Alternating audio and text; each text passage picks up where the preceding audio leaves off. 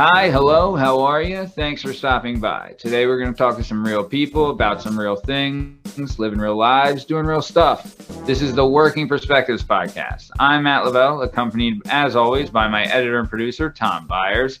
Our guest today is the one and only Don Lyons. Shake, my man, are you ready to rock and or to roll? Matt, I'm ready to do it. Let's get going, man. All right, let's kick it off. All right, let's go. All right. Shake diggity, let me tell you about this one. All right. So we've brought it up before on the show, and this is a place that's very, very special to me.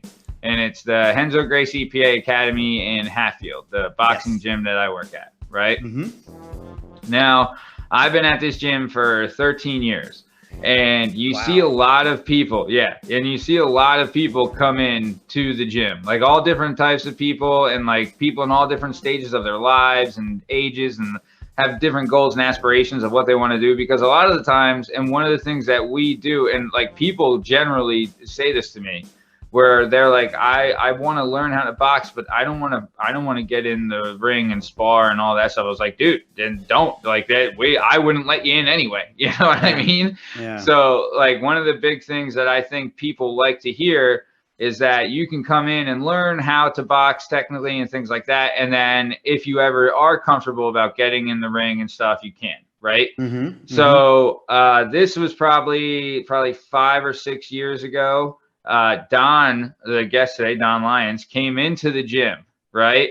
And Don's a, good looking dude, in shape kind of guy, comes in and he's, right away he's working, but you could tell like when you get people coming in that played other sports and stuff, it's almost like they have to shake the other sport off a little bit before like they can get into the boxing because, and it's like, you see it a lot with like football players and stuff, wrestlers too, like wrestlers have some things, but they're so like preconditioned to a different, like almost opposite of everything that it's like you got to unteach them, right? But Don comes in right away and like, dude, honestly, he hit it off with everybody like instantly. Totally personable guy, good mood guy, brings up the morale of the gym. And like he's one of the guys like if he's your training partner, you're a lucky guy because he's gonna work and he's not gonna be a jerk or cheap shot or anything like that. That's not always a guarantee, I guess. When you never know what you get yourself into with people at the gym. Is that the case? For sure. Tell me. Correct. Yeah. So it's it is a double-edged sword at times. So think of it like this, right? And it could be just like like say one dude is like a higher skilled kind of guy in class and he's there like getting his reps in, doing his work and things like that. And if he's paired with like a newbie who doesn't know what he's doing, who can't really keep the pace, who's like always like stopping and like taking breaks and like not doing the shit right, then it's like it takes away from him doing his work. You know what I mean? Right. So like, and that honestly, that's like a thing. And like, that'll happen sometimes. Usually I try to pair everyone like with an equal skill level. If we even do partners, because a lot of times it's mitts and everything like that. But, there can be times where it's like, you're paired with a guy and he's kind of an egg, but it happens. But sometimes too, though, like you can see those people who it could happen where you see those people who you thought like, this guy's going to be a nightmare. And he goes in and he actually does really well. And he he's not on par, but he raises the level and he can hang. And Don was one of those guys right away. Right. Another thing I really appreciated with Don is that Don brought his kids in. So he brings his 2 sons to the gym. And honestly, a lot of it was like the stuff I love to see. And I think kids need this these days where it's like the tough love. Right. Now, it was never like, people, when you say tough love, like I feel people get the wrong impression right away. They're thinking like, oh, that's borderline abusive. And I was like, no, it's not. Right. Like they're young men. You have to treat young men a certain way. You know what I mean? Like you can't especially when it comes to like this scenario where you're teaching young men to protect themselves, they have to, like, there's no coddling them. Like they have to know it's hit or get hit, and you have to put them in a certain way. And the way I saw Don interact with his sons, and the way I saw Don like bringing his sons along and teaching them the ropes and things, it really garnered a lot of respect where it's like, this guy knows, like, this is how, you know, because like there's some mama's boys that are coming in there that's like, hey man, you know, like you at the wrong place, bro. Like, hey, we're not claiming to be like the toughest sons of bitches in the world, but if you want to go, right, like if it like there'll be times where like I'll get a guy who's trying to press and like I'll press right back, you know, and he's like, bro, like what the hell, man? Like I'm like, dude, fucking you get what you give. You know what I mean? If you're gonna try and press, I'm the fucking boss. You know what I mean? Like you can only press so hard. And like there's been scenarios like that. But like Don, instead of like, you know, and I don't say a lot of dads do this. Like I wouldn't say a bunch of the other dads at the gym do this, but I have seen other dads in other places where they're jumping in like, you know, like don't go near my kid. And I can understand that, right? Because it is your kid. But on the other hand, you have to let them learn. Like you have to let them get punched. You have to let them see what it feels like to like fight back from adversity and like dig out of the quicksand and all that stuff, man. Yeah. And when I saw him in there and like the tough love he would give the kids, dude, and his kids are the best. Mm-hmm. You know what I mean? And I'm not gonna lie, both his sons are good, but his one son is gonna be a killer. He is gonna be a killer. So he's like 6 years old in there, dude. Like I don't know if you ever saw the videos of Roger Mayweather. This is God. His kid's probably like 18 now, but this is back when like Floyd was like. I think he was like fighting Ricky Hatton or like along like that time period. Okay. And they showed Roger Mayweather's kid who's like 4 years old with gloves and he's just like punching and doing the shell and like all these things in like the kitchen, right? That's like awesome. Don's kid. Don's kid does that like, but he's on steroids. He's like slipping and coming back and like, oh my God, it's so good to see. And like the power he has for a little kid, you're like, Jesus Christ.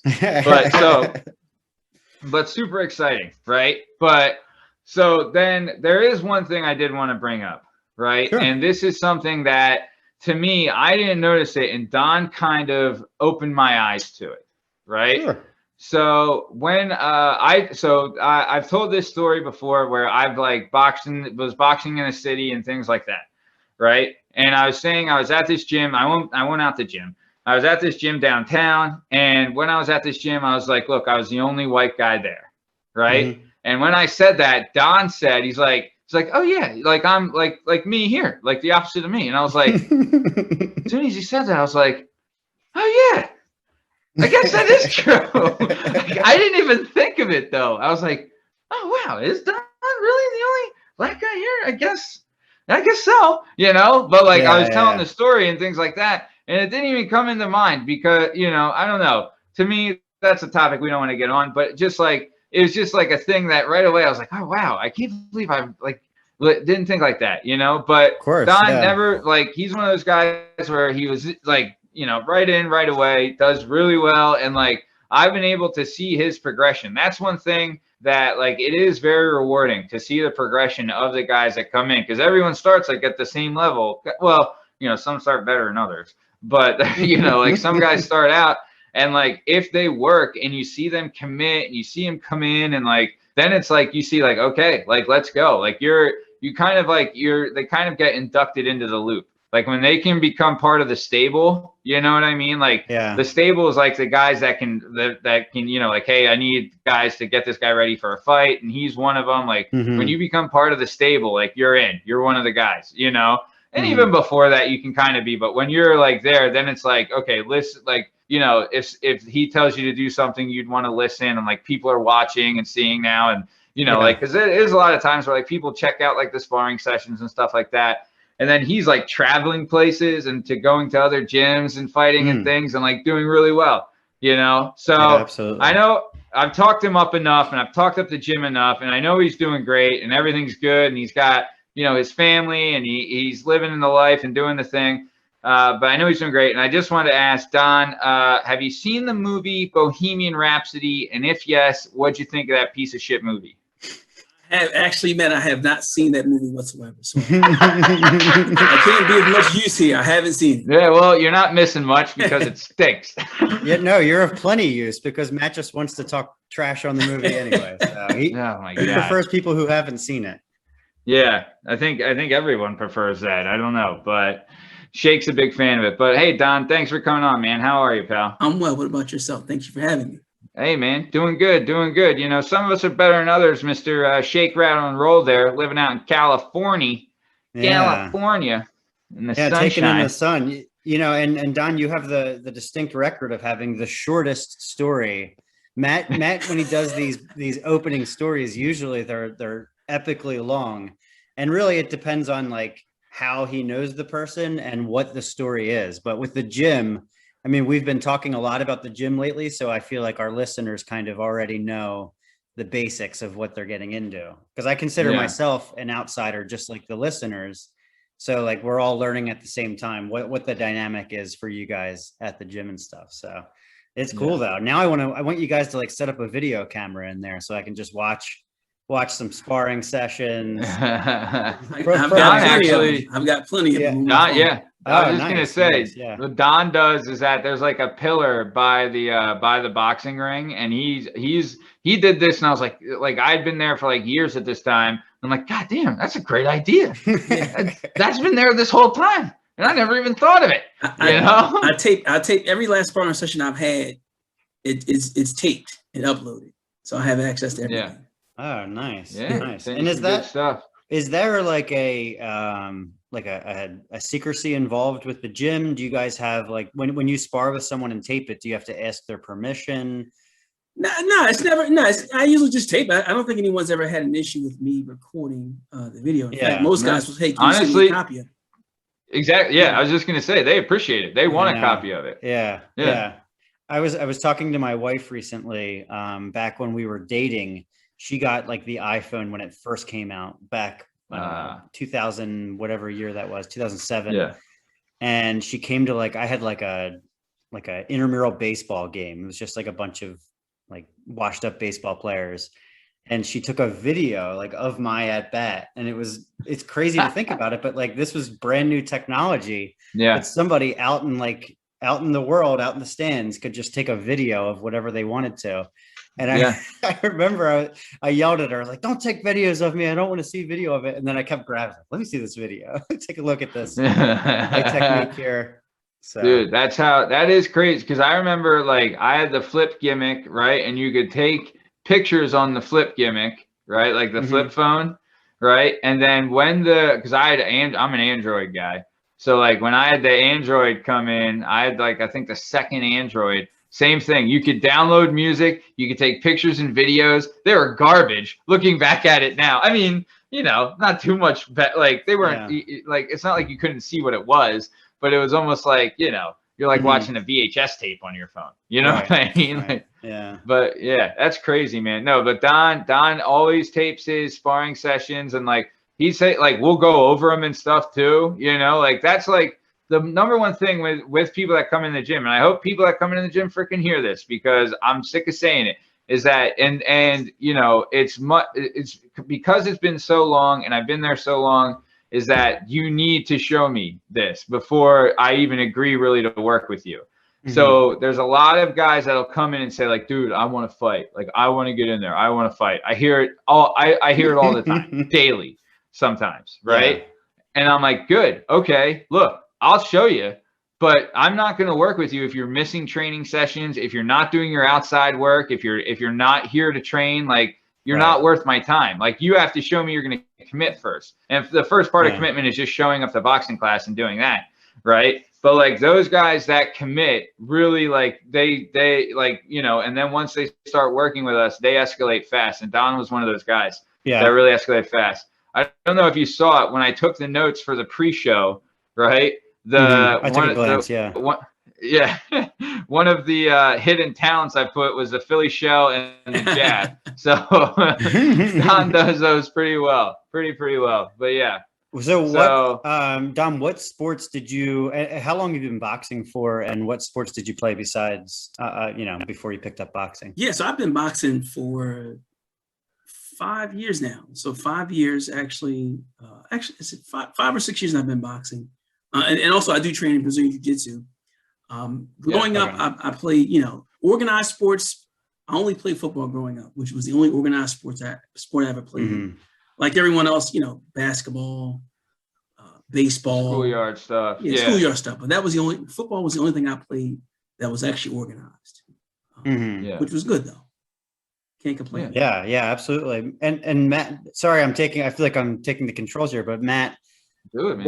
what sports, like, I know that you've said like high school wrestling like translates really well to MMA and boxing and being in that environment for the gym in general. But what organized sports, if you had to rank them, contribute to boxing? Like, what if I had to play another sport and then come into boxing, what sport would you want me to have played? Would it be football or? I would say no. I mean, wrestling is number. I mean, is that discounting wrestling? Yeah. Because you got to. Okay. Wrestling doesn't count. Okay, yeah, because wrestling is by far number one. Let me think. I mean, you'd have to. If you were. It is tough. Like, okay, so the owner of our gym, Rich Latta, Don obviously knows Rich very well too.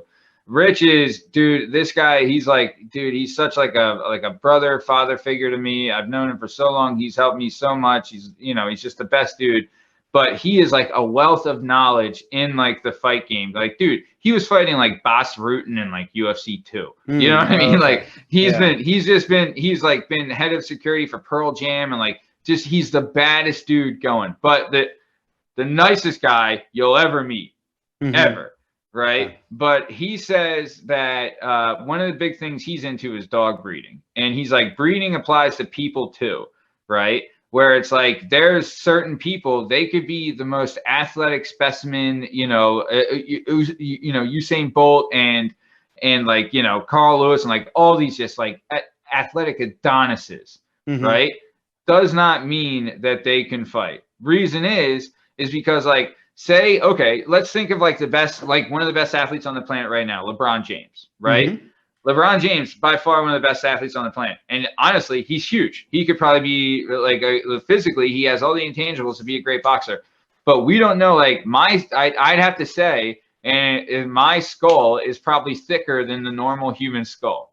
Just because of like hereditarily, like my grandfather boxed, my dad boxed, you know what I mean? I guess I don't know if my great grandfather boxed, maybe. I don't know, man. Yeah, right. I don't know. Like, I don't know if that's my hands are probably heavier, right? My head is probably harder and thicker, right? My bones are denser, right? Than maybe the normal person. And I believe that that's true, where it's like lineage has a lot to do with it. Like you could be, dude, you could be a stud athlete, but if you come in and like if I flick you and you're done, right? Like then it doesn't matter. But if you come in and you got a world-class beard, right? Like I'll let like you can go like and you can take some of the punishment, then it's like you're easier to mold in a way. Right? Yeah. But I would say if I had to pick a sport, it is tough to choose. I mean, football players, because they gas like a son of like they have the intimidation factor where it's like they have the physique and the intimidation, the fight would have to be about 7 seconds long in order for it to be a success. Yeah, honestly, who would probably be like if I could get like a cross country runner, right? If it's a cross country runner that had like the bone structure and all that happy horse shit. Right. Because another thing is like your hands. Right. Like I've thrown thousands upon thousands of punches. Right. And I've run thousands of miles. Like my knees are shot to shit. My hands are killing me. You know what I mean? Right. So it's like and like not to mention your joints, your shoulders, your elbows, like and your hips and like all these things. So like but if I could get a cross country runner that can fit like, the bone density bullshit that I said. Like I think because of their stamina, we're gonna have to get some lessons on evolution here to put this to the test. You're claiming you think in the course of 100, you said your great grandfather. So in the course of 150 years, you think that your skull hard like got thicker? Yes. I don't know, man. We'll have to look into this. You don't think you don't think like we're blue collar. Don's blue collar, right? My dad was a boxer. Blue collar. His dad was a boxer too. Okay. So you don't think, right, that like we've all been blue collar descendants of blue collar people. You don't think that our bone structure is more like firmer and like I guess I don't know. Our skin's maybe a little tougher than like some Nancy, You know what I mean? That's like the Prince of England or some happy crap. Oh, That's maybe. living on silk pillows. You know what I'm saying? Like, I don't know. that shit matters. I'm gonna It do some hardens research you. on this. I'm gonna try to find this out. No, but your point's well taken about like other sports and trying to apply them to, man, any of these fighting sports. It's just so difficult. Somebody like I come from organized sports and I played football, and like you said, you get gassed so quickly. Oh yeah. My body will not let me do something with endurance and then exert energy. Like it's just it won't do it. Like, okay, if you want to run for a long time, do it, but you have to do it very slowly and like take your time. But like I've done, man, back in the day, I did a couple boxing workouts with you. I don't even know if you remember that. It was like in your garage. And we were just hitting the heavy bag. Yeah. We were just hitting the heavy bag, and I couldn't believe how tired I was, and I couldn't believe like my body just wasn't built for it. After high school, I picked up rugby. I joined like the local rugby team, and that Can't tell me some of their skulls ain't fucking thicker. Than, I don't want to hear that. And that's a sport that is endurance, but it's very applicable to football. Like people think it looks a lot like football, and I went in thinking it's more soccer, right? Well, wouldn't you say like running wise? It is. Yeah. I mean, just exerting yourself at random times. Yeah. You have to run at like 60% and then all of a sudden turn it on to 100%. And then when you're done, you have to keep going at 60%. You don't get to stop and take a breath. And getting into it, I thought before I knew all of this, I thought, I played football. Like I'll just go out there and I'll tackle better than everyone else. I'll run faster than everybody else. I know how to carry the ball. And I would see these guys that were like old men, guys like in their 40s. I'm in my 30s now, so they're not old men to me now. But back then, I thought they were like old men in their 40s that were from England or from New Zealand. And I would see them like out in the field, kind of pitching the ball and stuff. And I thought they don't look very athletic. Like they don't look like they're that skilled. I think we're just going to work them. Like we're going to roll over these guys. And man, their technique was like perfect because they've been doing it since they were little tiny kids. Yeah. And they know it's like one of those like frustrating things. I'm sure you have it in wrestling and boxing where, like you said, someone might not be the most like perfect looking specimen of like, jacked dude. And then you get up against them and somehow their technique is just so incredible that you just get frustrated by them. So, okay. Go down. No, Don, so when it comes to really, I think it's almost boxing in particular, but really combat sports in general, you can almost tell, not just based on the look, but you can tell from an athletic standpoint who can fight and who can't, if that makes sense. The more muscles you have, the less likely you are to be able to stand in the ring or even train and be able to last for a long time. But I think boxing is probably one of the most rigorous sports out there. I don't think there's any way you can prepare for it because there's so many elements involved in boxing as it relates to specifically sparring, breathing, pacing yourself, all that comes hand in hand with boxing. And then really balance, technique comes into play as well. So I don't think there's agreed. Prepares you for it. Yeah, I couldn't agree more. We actually have a saying in the gym, and I know Don's heard me say this. When it comes to boxing and like sports like that, you can run 10 miles and do 1,000,000 push-ups. I don't give a shit. The only way to train for this shit is to do it, and that's the facts, man. Like you could be a marathon runner. It doesn't mean you can get in there and last 3 rounds. I'll tell you that right now. Like you might have some conditioning, but like your arms aren't gonna be able to take it. Your body's not gonna be able to take it. You're not gonna move, so you're gonna be hit. Like mentally, you're gonna be able to handle the quicksand. Like all that stuff comes into play. And like you were saying, Shake, when you were talking about going from a 60 to 100, right? Mm-hmm. That's the whole time, is because when I tell people like the pace when you're in there is sprint to a fast jog, sprint to a fast jog, sprint to a fast jog, sprint to a fast jog, then a minute break, then sprint to a fast jog. You have to learn to control your heart rate too. Because like when you go into the corner and your shit's pumping, right? And you have and you can't control that dump, it rips you out on the inside. You know what I mean? Like you have to be able to do that. But the only way to train for that shit is to do it. You got to put your body through it. Yeah. But I like being in the position where I've never done it and I can just tell people I think I'd be really good at it. That's the luck I have, is I've never tried it. So I can go, I mean, if I ever want to pick it up, I'll be really good at it. If you recall, Matt, my first sparring session was with Dennis. Remember, it was Malik, you, Dennis, and I. and I barely made it out of Dennis, the first round. And then like the second round, I was done like a minute and a half in. That was my very first sparring session. So so obviously it just takes time, but yeah. Mm-hmm. Yeah. It's an evolution. Dennis, God. Oh, Dennis. Oh yeah, I remember Dennis. Jacked. Yeah, jacked in shape Dennis. Super shredded Dennis. Yep. Yeah, dude, great guy. And he was left-handed too. We threw you to fucking wolves on that one. Yeah, is that a real like tough thing to handle as a lefty? Absolutely. I mean, it's fucking annoying. Yeah, it's just I'm not gonna say it's difficult. It's just the reverse basically. So everything they do is in reverse to what you do. Mm-hmm. And if they're really good, then it could be a real problem. Yeah, it does suck too. Like when you are with an orthodox guy, you get used to seeing punches coming from a certain way, and like you kind of know. And now it's like, oh fuck, he's getting me with that shit. I didn't like. Right. I forgot it was gonna be there instead of there. You know what I mean? And like you're moving to the wrong place. Like, God damn it. But then like, dude, you adjust. Like that's the whole thing, dude. It's all about adjusting. And like Don's really good at. He's good at suckering. He's good at bringing guys in and then trapping them and smothering them. Right. So that means like you got to play the chess game. Right. Yeah. And it's. When they say it's a sweet science, bro, like we have so many different like stupid like idioms, like sayings. I'll say like you gotta learn to read the book and like like stand on the pole and like all this dumb shit and pump and stick and like all that stupid shit. But like it all means like so like say if we're there, right? If we're in the ring and it's me and Don, right? Me and Don are in the middle of the ring.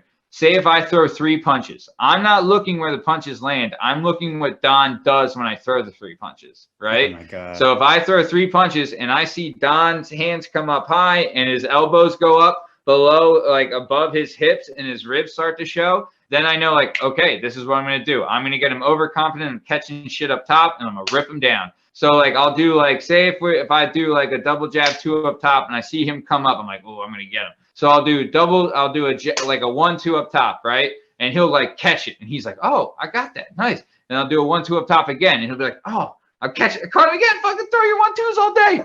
Right. So then on the third time, right, I'll do a jab up top and I'll fake the 2. So his hands are way up here. So his body's exposed. And then you just sit and rip and let him have it. And then the elbows go down. So then the next time you go to the body, you fake the body and you go up top. And then you go up the middle. Right. We got like, dude, think like triangle, like we have like, it's like almost like a playbook. Like I try to get them to run, especially the young guys. Because you're like, say you do like, okay, say if they're catching, right? Not slipping, but catching the punches. You do 1-2, 3-2, right? 1-2, 3-2 gets the hands here, right? So, and for those of us not, obviously those listening, not seeing, my hands are in front of my face, right? And it creates a gap between your elbows, right? Yeah. So then the gap between your elbows is susceptible for an uppercut. So you do 1-2, 3-2, that comes up here. So the next time you do 1-2, 3-2, right upper, or 1-2, 3 right uppercut instead of a 2.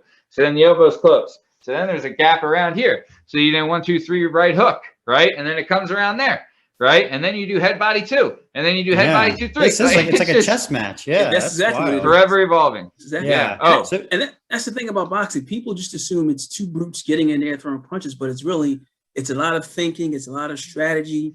There's a lot involved. People just think it's just physical. No, it's a thinking man's game.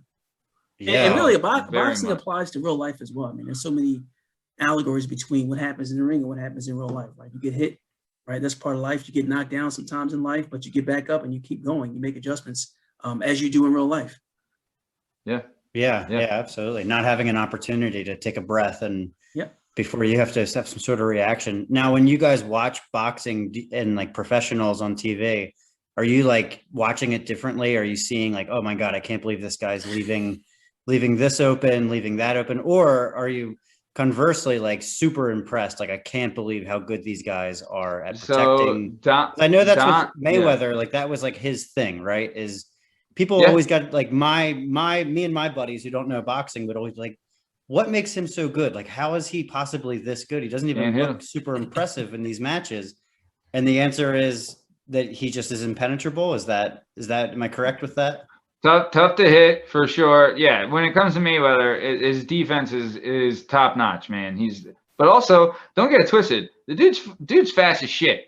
Right. And he'll snap on you real quick. And like, he reads the book, man. Right. He reads your book. When you're walking in, he's already picking you apart. So he knows.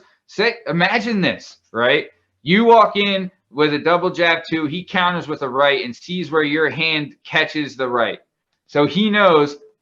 So he knows 4 punches. He's going to hit you with a right to the body, right? So you come in again. He counters with a straight right. You comes in again. He counters with a hook. He comes in again. You counter with a jab up the middle, and you catch it with your front hand, right? So now he knows the next time you come in, he's going to feint something up here, which leaves the elbow high and the rib cage exposed, and he's going to sit and rip to the body, right? Or he's going to come with an uppercut. But his shit's so tight that he wears you down. And that's not to be said that he hasn't been hit, because he definitely has. Like Maidana, Mosley, Castillo, obviously, like, the big thing with him is you got to brawl him. But who can, like, it's tough to brawl him the whole time. You know what I mean? Like, you got to be, like, on him, pushing him around, like getting him out of his off balance and out of his stance. Right. But dude, it's tough to do it, man. He's awesome. But Don is, I would actually like to know, because when Don first started to come in, right, which wasn't that 6 years, like, he was watching boxing before that, and he probably had an idea, but now his IQ of boxing is so much higher. He probably sees so much different, like, it's a completely different game to him now than it was before. But so this is awesome. Don was actually at the Andy Ruiz Anthony Joshua fight. Yes. When Andy Ruiz upset Anthony Joshua with, like, the biggest upset in the last 30 years. That was crazy. And the crazy part is, so the good thing is I went with my son, and I started not to even go, but what made me go is I said, you know what? When is the next time Anthony Joshua will be in the United States boxing again? Yep. So I said, you know what? It's in New York. Let me go. And all of a sudden, it just turns into one of these historical moments that we'll talk about this 10 years from now. Yeah. Oh, yeah. Absolutely. And especially now with, obviously people aren't allowed to go to events, and it's so far, and even thinking like, oh yeah, people in the stands, like seeing those live moments, that is awesome, man. That's special. Dude, think about this too, right? So his son, I messed up saying his name before, so I'm not going to say it. But his son, he took, right?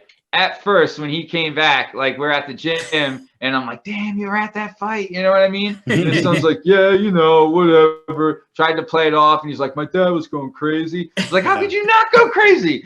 It was the biggest upset ever, And then I was like, man, you're acting cool now, but you're going to tell your grandkids you're at this fight, because people are still going to be talking about that fight when you're 80. You know what I mean? And your dad took you there. Exactly. So, like, the fact that you were able to give that to your son, huge, man. That was so great. Thank you. Even, like, dude, like, going to, like, those major fights is fun. But, like, in a couple months, we got a corner for fighting Frankie Palumbo. You know what I mean? Like, I got a corner for him because he got the cop fight again. Okay, so nice. Those fights are even, those fights are even better, man. Because it's like. No, I've actually, so I was telling my buddy, I've actually had, so I'm a big boxing fan, period, but I've actually had just as much fun, if not more fun, at amateur level fights than professional fights.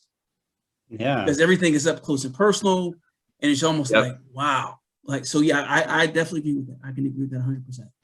Oh yeah. And dude, I'll tell you what, this will be for when I corner for Frank for this one, this will be like the 4th time I've done it. The second with Frank, and I did it with 2 other guys before. But so it used to be the cops versus the firemen. Right. Now it's like there's a couple firemen, but it's mostly like cops versus cops. Okay. Right. And they're tailgating before they go in. It's the place it's the Armory. They sell out the Armory, which is like probably like 3,500 people, maybe 4. They do the whole gimmick with like the National Guard and the flags and everything and the national anthem before they start. So this place is going nuts. It's going crazy. You know what I mean? So, and like, dude, the crowd is rocking, like it's when you get to a fight scene, the Armory's in the Northeast Philadelphia. Oh, okay.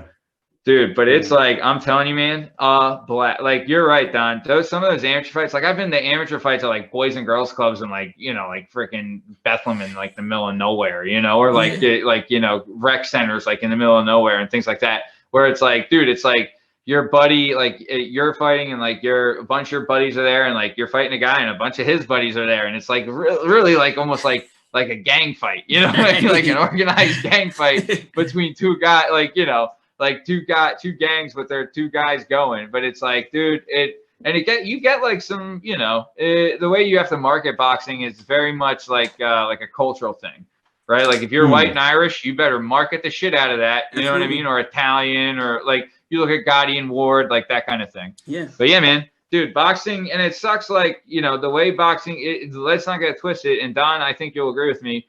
Boxing is the most corrupt sport on the planet. Absolutely. The most corrupt sport on the planet. Absolutely. Without a question. Without a question. Dude, USA Boxing was disbanded for over a year for corruption. USA Boxing, like where you go for Olympic trials and all that stuff, USA Boxing was disbanded for over a year because of corruption. Because they're just the worst. It's so bad. But I mean, it is what it is. That's boxing in a nutshell. That's why smokers are, dude. I like going. I mean, you know, I've been in a couple smokers, but like they're just as good. Then like you get such good work. Plus, dude, they have like things where like, you know, like Front Street does fights on Fridays and stuff. Like you can get like really good work. And plus, Philadelphia is still the #1 boxing city in the world. So we're pretty fortunate to have all that. You know. But okay, so we've jerked boxing's chain enough, so let's keep it going. We're gonna move on to the new hot segment, Hitting the Streets, everyone's new favorite segment. I'm talking about Memory Lane. Where do these bizarre memories come from? So in English, if you say this is lame when you're describing something, what you are saying is that it's not cool. It's not awesome. It's not interesting. Now that's lame as in not cool, as in, you know, the USA Boxing being disbanded for corruption, not cool, right? LAME. So this is where we're going to bring up some topics from the 90s, and we're going to talk about them and then vote to see if they're still totally radical tubular or if they're lame. All right, so Donnie Wani, since you're the guest, the tradition is that the guest brings up the first memory lane topic. So what do you got for us today, bud? So when I think back to memory lane, I think obviously back to me being a kid and what was one of the most popular items back then. One of the first things that came to mind was the Super Soaker, which was all the rage. Oh yeah. Yes.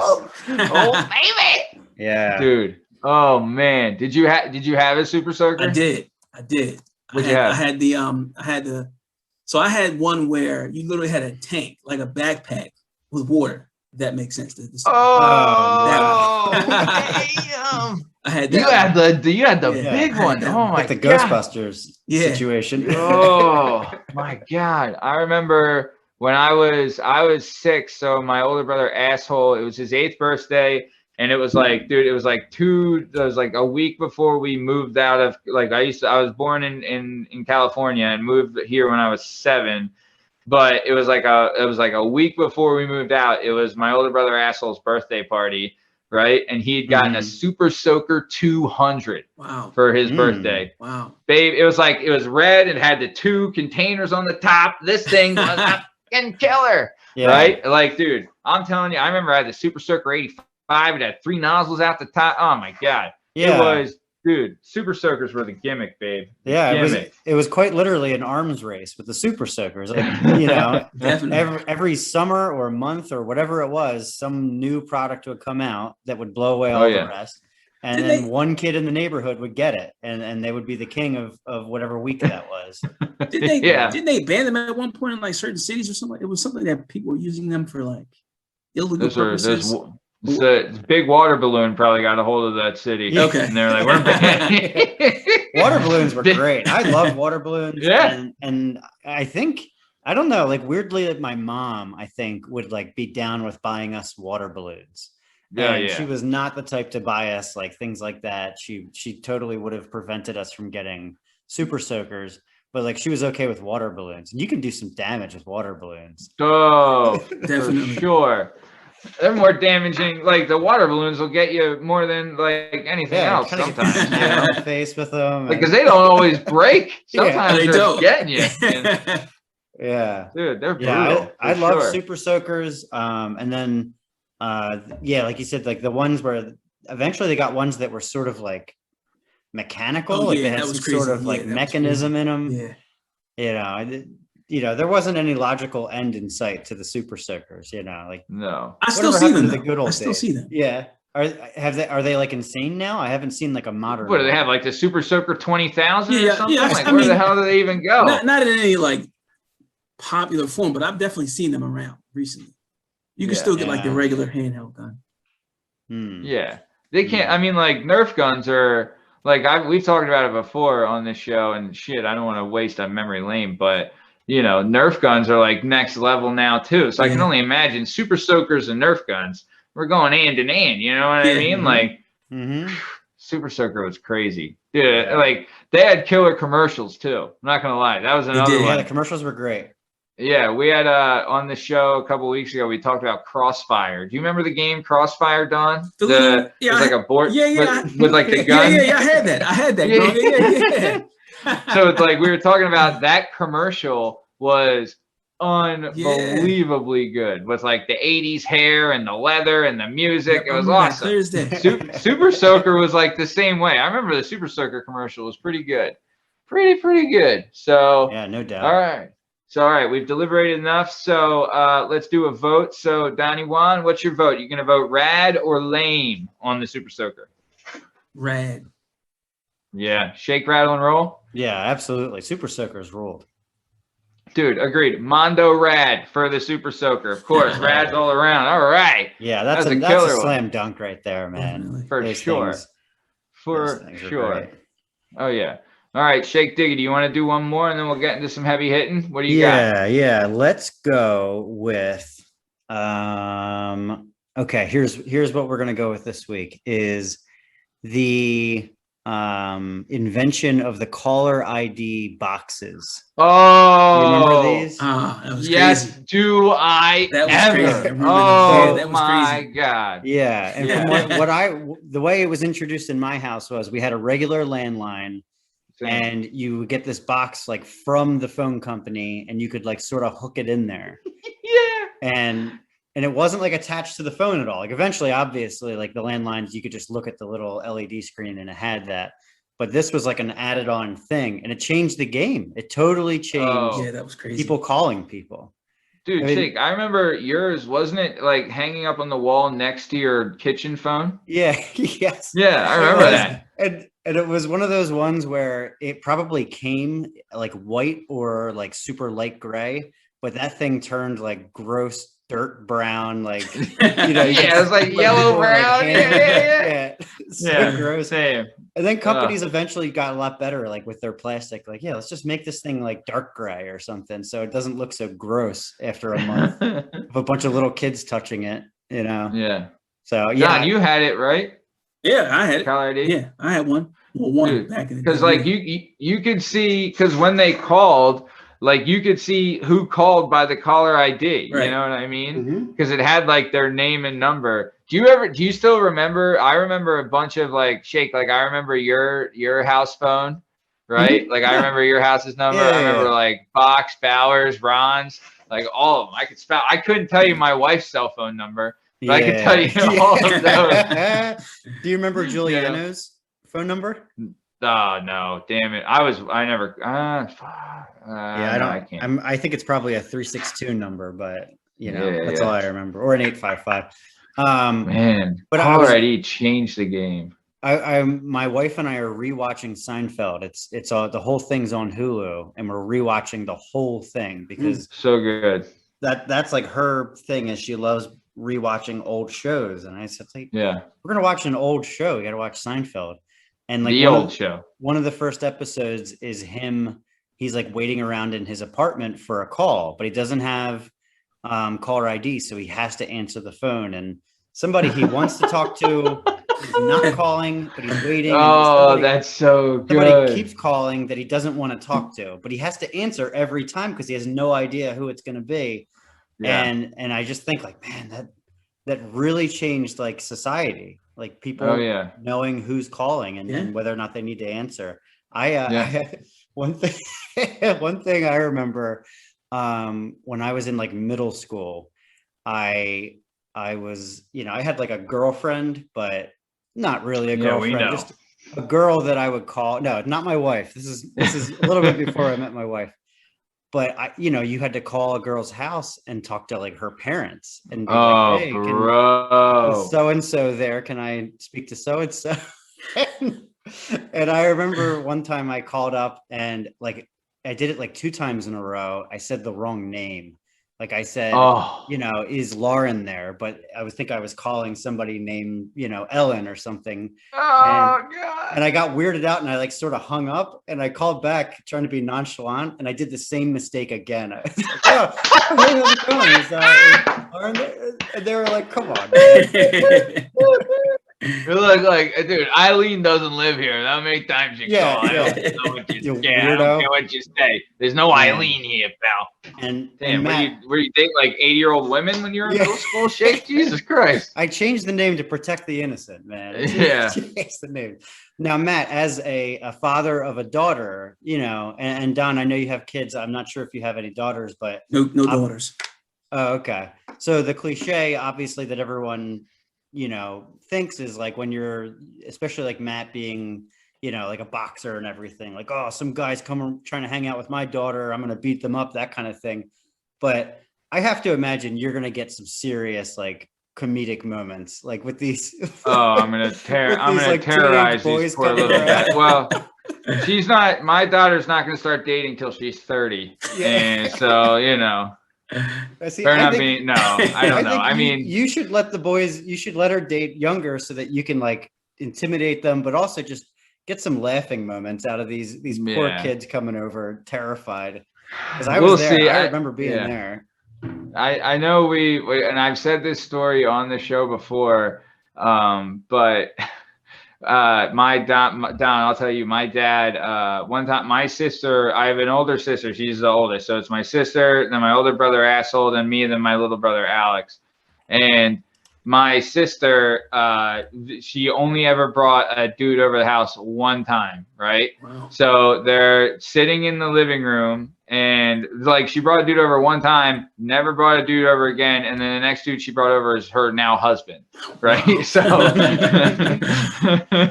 that she just didn't want to bring him over to the house. But so she brought this dude over, and they're like sitting on the couch in the living room, like teenage kids just watching TV, just like hanging out, watching, nothing wrong, like not even like touching really, just sitting next to each other, like on the couch watching TV. Like just normal, like teenage kids, nothing crazy. My parents were both home, right? There's like, so my dad, he was like, he's a hard ass. So he had a plate of food, right? And so he went into the living room and sat in between them on the couch with like his plate of food. Wow. And like started to like eat and stuff. And my sister's like, my sister's like mortified. She's like, oh my God. Like she gets up, like runs to my mom, like, Mom, oh my God, Dad's embarrassing me. Wow. Like all this shit, right? And like while she's away, like talking to my mom, the kid had some balls for doing this, but he's like, so what do you think of this movie, Mr. Lavelle? And he like puts his shit down and looks to him. He's like, you want to shut the fuck up? I'm trying to watch this. And I was just like, wow. It was like, dude, as soon as I saw it, I was like, oh man, if I ever have a chance, I'm fucking doing that. But I don't know. So like another thing too, and like people have asked me this, I would love to bring my daughter to the gym. There's how many young girls are there that it's like, it strengthens them, man. Yeah, it really does. If I actually had a daughter, I would definitely have her in the gym. It would be mandatory. Yeah, and like honestly, and it's not one keeps them in shape, so it helps with self-confidence. It helps with like perseverance through everything. Like that, we have a saying, like this type of training is training for your life. Like you're saying, like there is not an obstacle tougher than when you're going to training and all that stuff, and like it becomes just like ingrained in you and a part of your life, So like I would love for one, it gives her self-confidence and like also like reassurance that she knows how to take care of herself. Like, who's like one of the best, like, did you ever meet Jordan's wife, Amber? Of course. She's like of course you met Amber. Amber is the fucking greatest, dude. She is the greatest. When I was still fighting, they used to run, like Amber was such a badass that she was running fight cards, right? Like Jordan's cards that he was fighting on, right? Like, to imagine this, Shake. Like, I think Amber's like a couple of years younger than me. and she's like, you know, in her early 20s, like organizing fights with grown ass men who are about to, like, you know, go to war in a cage, right? And she's like, look, fuckhead, you have to be here on this spot at this time, or you're not fucking fighting.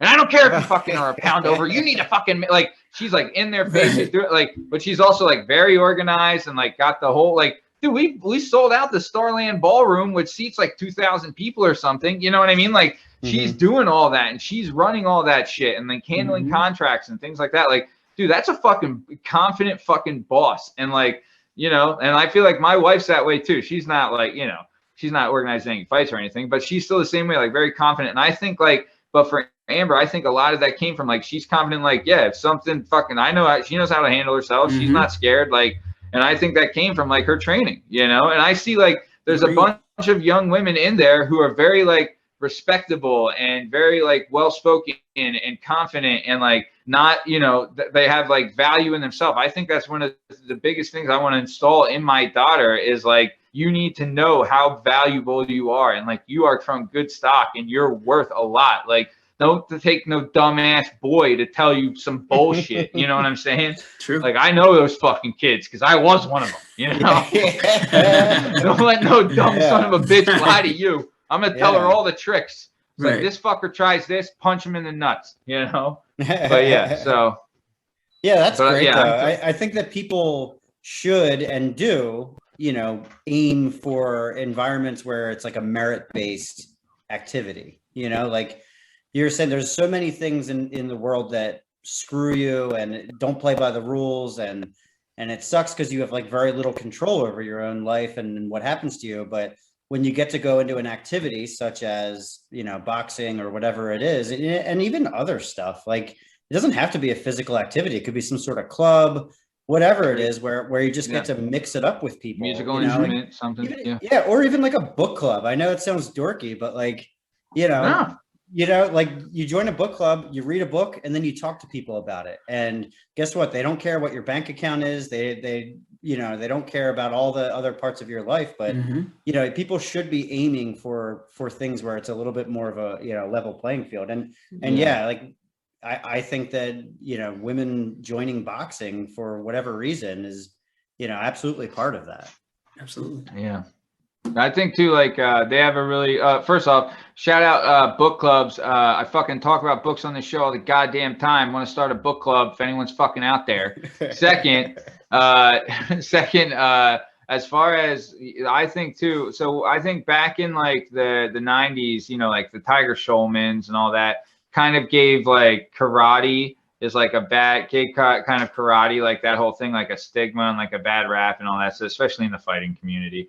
But as far as Brazilian Jiu-Jitsu goes, there's children's Brazilian Jiu-Jitsu is nothing but successful. Nothing. And like they bring, like we tell them, like bring your fucking kids that they say are a problem and have ADD and all that happy horseshit. Bring them in here because they're fucking, they'll thrive and like they'll learn to control themselves and they'll like get this aggression out and get all this stuff out and like learn to like be better, you know, like that kind of shit. See it all the time in the kids' classes. It's like such a success. So there's a lot of good things that can come out of it, especially for young kids. And, you know, and it's not like we're training kids to like, hey, punch a kid in the face right away. That's the last thing. Because like, I'll tell you this right now, like, and we tell every kid that comes in who's like still in school or young, if we catch you fighting out of the gym, you're not coming back. Right? Like, I don't want it. If I see anything online or anything like that, you're fucking out of here. And I don't care if I've trained you for 6 years. We don't tolerate that shit. We don't teach you that shit so you can be a fucking hooligan out on the streets and give us a bad name. Like, because when, like, you know, when you leave the gym, you are a representative of somewhat of what you've learned there. That's true. So if they're doing that shit and getting expelled for fighting and all that stuff, don't fucking come back because we won't have you. Yeah. You know, which is how it should be. But either way, we were talking about caller IDs. So, Shake, since you brought it up, how about you give us the first vote, Ski? What do you think? This is going to be a controversial answer, but I'm going to say that it's lame. I think that. Oh, you bastard! I think in a way it prevented people from having to interact with each other and answer the damn phone. You know, and I'm going to say lame for everybody who just didn't answer when I called. You know? I mean, I'm sure there was a I'm sure Eileen's really regretting that decision. What about you, Don? What are you going to go with the old caller ID? What was it? Lame or what was the first one? Rad. I'm gonna go with lame. I'm gonna go with Rad. I think even today we still have it in a different formation. So same. I go with it. I'm saying it's Rad. Dude, same. It's a close one. And I like I like screening my calls. There's certain people I don't want to talk to. Like don't fucking same. I like it. I like being able to. You know what? Not right now. Mm-hmm. And like a scam, likely. It's definitely a necessity now. Like if it disappeared overnight somehow, we'd all be in some trouble. But big in 1997 or whenever this thing was invented. Yeah. So go ahead, Matt. So no, I'm gonna vote it Rad just because like it stopped telemarketers. There's a bit you could always tell a telemarketer. Mm-hmm. So I'm gonna Rad it. So 2 out of 3. So that was another rousing segment of Memory Lane. Did a little bird walking there, but that's how we do it around here, pal. All right, so we're moving on. We're gonna head into the heavy stuff.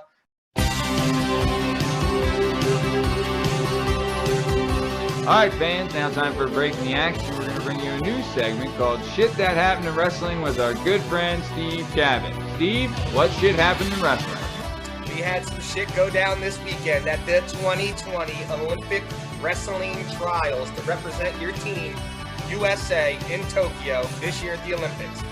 My guy, big boy Gable Stevenson, named after Dan Gable, the huge 265-pound monster that does backflips like they're nothing, went up as a 19-year-old man fresh off of a week earlier winning his first NCAA title to get a shot at the Gwiz, Nick the Gwiz Wazowski from North Carolina State, who was also a 2-time NCAA champion, and the last 2 years in a row was the bronze medalist in the World Championships. And what happened? Gable beat the fucking brakes off that man.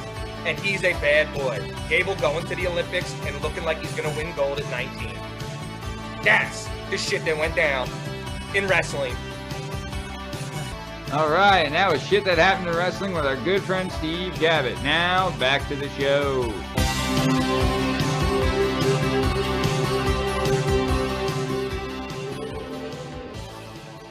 Donnie Wani, I want to get you out here in the right time, so let's do it, babe. So, let's chat. So you have, dude, some such fascinating stuff that I want to talk about and get into, and I'm really excited that you're here. Thanks so much. So Don was born and raised in North Philadelphia, born and raised on the playground. Yep. Yep. So then he went public school, K through 12. He graduated from Northeast High School. Then he went to the Philly Community College. Then after going from there, he went to Temple for undergrad and then got his master's in business administration from Penn State. Right? Like he said before, he did some organized football growing up and then, you know, some backyard basketball, baseball, and all that kind of gimmick. Started boxing in 2016, right? But I want to get into his job history. So this, to me, when we were going over this was fascinating to me. So his first job, we talked about it, was, so they had a program called Fill a Job, and this was in the 90s. And what happened is that there's a program for Fill a Job for youth kids in the city where they would give you like a working job for like a season, you know, like summertime or things like that. And so Don's first job was working at Einstein Hospital stocking medical supplies. So Don, tell me your first job, how was that experience? What did you learn? And what did you think? I mean, that's a pretty unique position to be in, as you were 15 at the time, I think 14. So what do you think? So give us a little rundown. How did you like it in the whole Fill a Job? So, you know, it was good. It was my first time being able to earn my own money. So that paycheck I got every week was definitely a big bonus and benefit. I would say that was the most rewarding of it all. For sure. The one thing I did like, and this is not even the job itself, is that I got a free voucher for lunch every day at the hospital.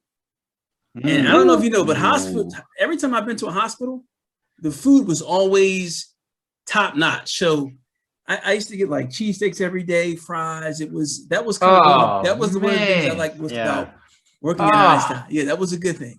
That was a good thing. That's 5 days a week. Life. Yep, during the summertime. Oh, You know, that seems Oh, to be a theme with people that we talk to, especially their early jobs. It's always like the weird perks. It's not. Yep. It's not really about like the actual quality of the job. It's always like, you know, I had this job, it sucked, but I got to do this or I got to do that. And man, like a voucher like that for free, because working at like restaurants and stuff, some of them give you free dinners or whatever if they're cool, but a lot of places won't. Like if you work, Matt, when you worked at you ended up working at a Applebee's. Applebee's. Did they give you anything free there? Dude, they did it even worse. This is, and I'll tell you this, I fucking do not like Applebee's. They charged you honestly, more. well, no, exactly. So I would, and I'm not gonna lie, I work there, and I'm telling you right now, I wouldn't eat there. So just that's for what it's worth. But so this is what they do. I just had Applebee's. Is that? Well, hopefully you ate at a good one. And I have to say, they're not all like that. There are some that are better than others. You know, whatever. But the one I worked at, so this is their rule, right? So in the service industry, there's a thing called dead food, right? Which means, say someone brung in an order and they accidentally hit the wrong thing. Like, oh shit, we got to send out this. That food is still made and sits there, right? So a lot of times when there's dead food, they're like, all right, servers, just have at it, split it up, whatever.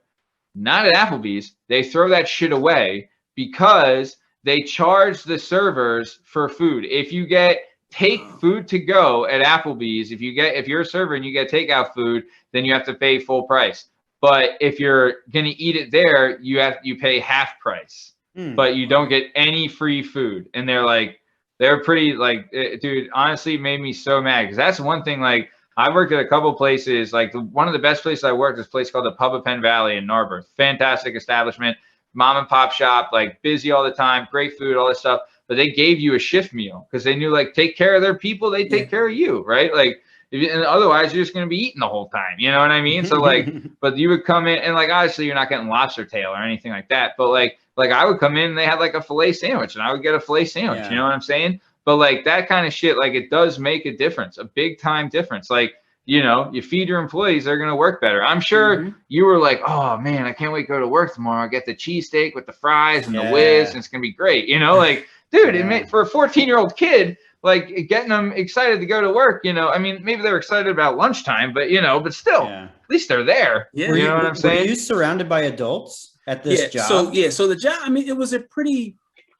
mundane job, right? Packages would come in. I had my little utility knife. I would rip open the packages and sort out either syringes, galls, or whatever they had coming in. But everyone I worked with was much older. And one of the other benefits was just listening to older gentlemen tell stories. I mean, everything from what they did on the weekend to having, I mean, it was just crazy. So it was like the storytelling was what kept me happy. Listening to older guys talk about, I had last night, I went to Fairmount Park and I was having all kinds of, that was Yo, and then I remember being in a position like that, and then like going back to my friends, and be like, dude, you don't know what a chocolate starfish is, like, you know what I mean? And like coming up with all this new slang that you had no idea, and your friends were like, what's a wangery? You know what I mean? But like that kind, because you'd hear it from like the older dudes, especially then. You're like, oh my god, like you're probably in there like. And they were, so the age range it wasn't even like, so I was 14. Some guys, one guy, he was like 21. Another guy was like 45. So it was a very wide range. It wasn't even like everyone was in the same group age range, but it was so the stories were always entertaining, to say the least. There's like, one kid saying like what he did, and then the other guy's like, oh, when I was your age, I was, yeah. So that's cool. So like, but that's pretty cool, man. Like that's almost like a seeing how the sausage gets made kind of thing, because you're in there and you're like, oh man, so this is where the syringes come in, and this is how it goes, and they have to be separated, and obviously like you can't contaminate them or anything like that. So that's pretty cool. So. All right, so nice. So let's keep it moving. So and fill a job got you that. That was we talked about that. I didn't look it up. I wonder if it wasn't John Street. It was the mayor before him, right? That was Rendell, I believe. Oh, okay. Oh, Ed Rendell. Okay, that was Rendell. So he did and he had the fill a job program. Yep. Dude, hey man, Ed Rendell always had good rap, I guess. Yeah. That was okay.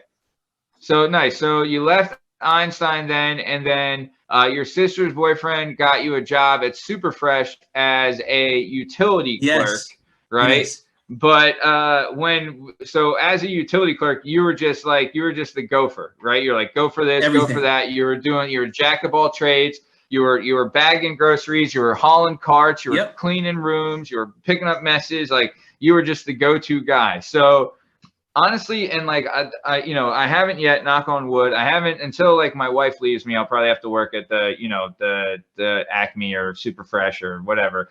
But I haven't yet. But still, like, to me, like, when I go into the supermarket at first, like, you think, oh, everyone they're either stocking shelves or they're working cashier, but that's not the case. Like, everyone, there's like a bunch of different departments. There's deli, there's bakery, there's whatever, and like seafood and all this stuff. And like people don't know that, but you're in there and you're just like bouncing around from place to place to place. And the one thing that you're doing is that you're dealing with the shopping carts. So what, like, and when we talked about this, you did this, and this just shows like the kind of caliber of worker and person that you are. Like, you would see someone, putting their stuff in their trunk of their car and whatever. And like, a lot of times people just leave their carts everywhere. You would go up and be like, hey, if you're done with that, I'll take the cart off your hands. I have been shopping for a long, long time. Never had a kid do that. No kid has ever done that for me. But that just shows like the kind of thing. How'd you like being like, that's the one thing people always see is the shopping cart guy. How'd you like dealing with that? It was good for the time being. So again, for me, it was about, making some money, being able to save and do what I need to do. But it had its ups and downs. It was a good job at the time. But getting carts was very simple.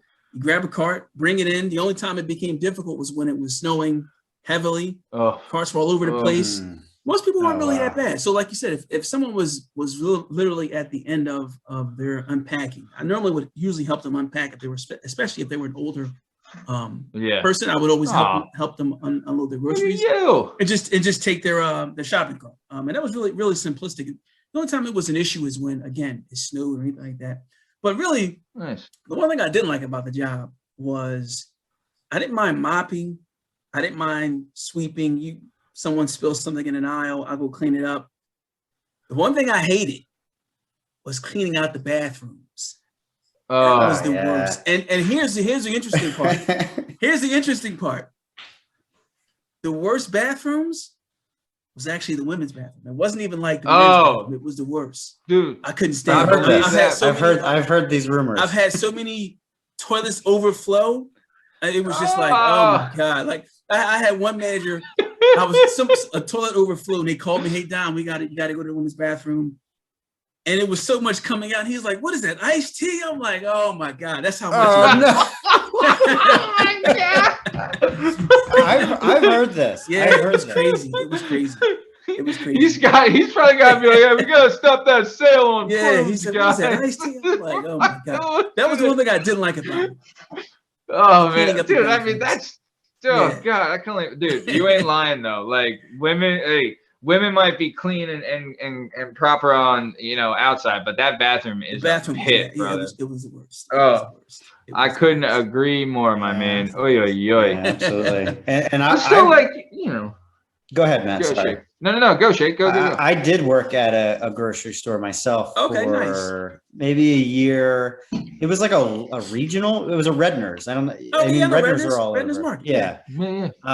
And I was like a cashier, and I actually liked it. It was really cool, just because there wasn't much expectations going on for me. They were like, yeah, just be there. Please don't try to like lose hundreds of dollars. Like, that was like the only one. And yeah, I would go out and get the carts all the time. And Don, you're right. Like, I would go up to people and say like, hey, if you're done with that cart, I'll just take it for you. Because I would get so resentful at people who just put them up on the curb. I'm a very easy to frustrate kind of guy. Or if I saw people doing that, like they just did it and they're turning around to walk away, I'll go, yeah, I got this one for you, buddy. I'll get it. And that's the thing. Of course, it's like, if it's like an old person, go ahead. Yeah. Like, you need the extra 30 seconds to enjoy your life. But if it's someone like our age or, looks like they're well, fit, that it's like, come on, man, like just put it back. Everybody knows the rules. It's like a society here. And when I was, for some reason, I don't know how I heard this, and I have not researched it, but my dad always told me that shopping carts are really expensive. They're actually like very expensive. So like, what? Yeah. So like when people steal them, whether, it's like teenagers that will take a shopping cart and like take it down to like the creek and, whatever. He would always, my dad would always like, those things are really expensive. The grocery store has to pay for those. And I never researched it. I wonder if it's even true. You know what? Curmudgeon, You know what's funny is that in my alley right now, there's like a shopping cart from Target like on the corner of the alley, and it's one of like the baby seat ones. And so I'm thinking, oh shit, maybe I should fucking that one's got to be even double the price, customized. Yeah. So yeah. Dude, so okay, nice. So all right, so you're done at Super Fresh and everything like that. Then you went and you got a job and you ended up being a supervisor, but you started unloading trucks you were 18 and you started unloading trucks at UPS, and then eventually they made you a supervisor. But even, dude, I'll tell you what, and I went to interview for this type of job at the one where you worked. I won't say the exact place. But I went to interview, and dude, we've talked about on the show, this is a tough job. Yeah. Like unloading trucks, like you're carrying, like you have to be, what there were specifications you would have to even get the job. Like you have to be able to carry like a 120-pound package or something like that, right? And you were timed. So what was the timing, right? Like you had to be timed to unload the truck. What was the timing? So they wanted literally, when I was there, when I first started, they wanted like 60 packages a minute. All right, so if you were just, and that was actually like, it was 1,200. Was that 1,200 an hour? Yeah, so 1,200 an hour. But that was like a high-end unload. So most people would be at like 700 or 800 packages per hour, essentially. Yeah, if my math is correct, 60. Let me think here. So yeah, so within 1 hour, they wanted you to do within 1 hour, a high-end loader could do 1,000, unload 1,000 packages. Average loader could be maybe 5 or 6. Yeah, and I used to literally just sit and count. Okay, you did 100 packages in 10 minutes. Okay, so you're at 600 packages per hour. Yeah, it was. So crazy. That became your job? That became your job, is to like coach people and say, hey, you're got to pick it up? No, so initially when I started, I was simply an unloader. And I think because I was a fast worker, unloading packages like crazy, they promoted me to become a supervisor. Yeah, so I became a supervisor. And they would literally have like, you see how those big track trailers come in. And this is not unloading the brown trucks, not these ones. I'm talking about unloading the semis, the 18-wheelers. Yeah. They would literally load up like 10 on a dock, and they would just bring them back to back. You would unload one. Yeah. And it was crazy. How many bays does like a facility like that have? They could have upwards of, I want to say maybe 30 or 40 bays, because you would have the load, you would have the load on two sides, the unload on two sides. So you would have the south end, the north end unloading dockets. That could have been 10 or 20 on each side. And then you had the load docks. That's basically the packages get sorted out, they get placed on the trucks and then delivered out. So it could have been 30 or 40 yard tops. 30, 40 bays. That sounds like you in middle school, Shake, huh? How about it, huh? I mean, dude, so I've had people come in, pass out, people would come in, drop. The good thing about it, people would come in and drop 30, 40, 50 pounds working at UPS. Oh, yeah. Yeah, and the I benefit. bet. Yeah, I mean, people would come in and drop a lot of weight, especially when it was in the summertime. Because if it's 90 degrees outside, it's 120 in the trucks, 110 in the trucks. Oh, and they would tell you, stay hydrated. You would come in and just sweat like crazy. It wasn't a bad gig, though. It wasn't a bad job. You must have been yoked working there. You were fucking, like you had cock diesel. Yeah, I was younger. I was slender. I was in, obviously in really great shape at the time. It was good though. I mean, I couldn't complain. The benefits were actually. What kind of go ahead. Well, I was just gonna say, and when you were supervising, this is something that I always I see, and when we talk to people, it does come up a lot. Where you were 18, 19 years old, but you had to supervise grown men, at the time too. So like you being like, they must have been they must have given you such the stink eye and all that shit, like this little whippersnapper doesn't know what he's talking about there, boy. You know, like all that happy horse shit. You know what I mean? Like, come on, you know, that's just what's that'd be crazy so is tough. The funny part is, I didn't even realize that until you mentioned it. So now I look back, I'm like, damn, wait a second, they were giving me a lot of resistance back then. Like it was, I mean, I had one guy, he would just be disrespectful, like.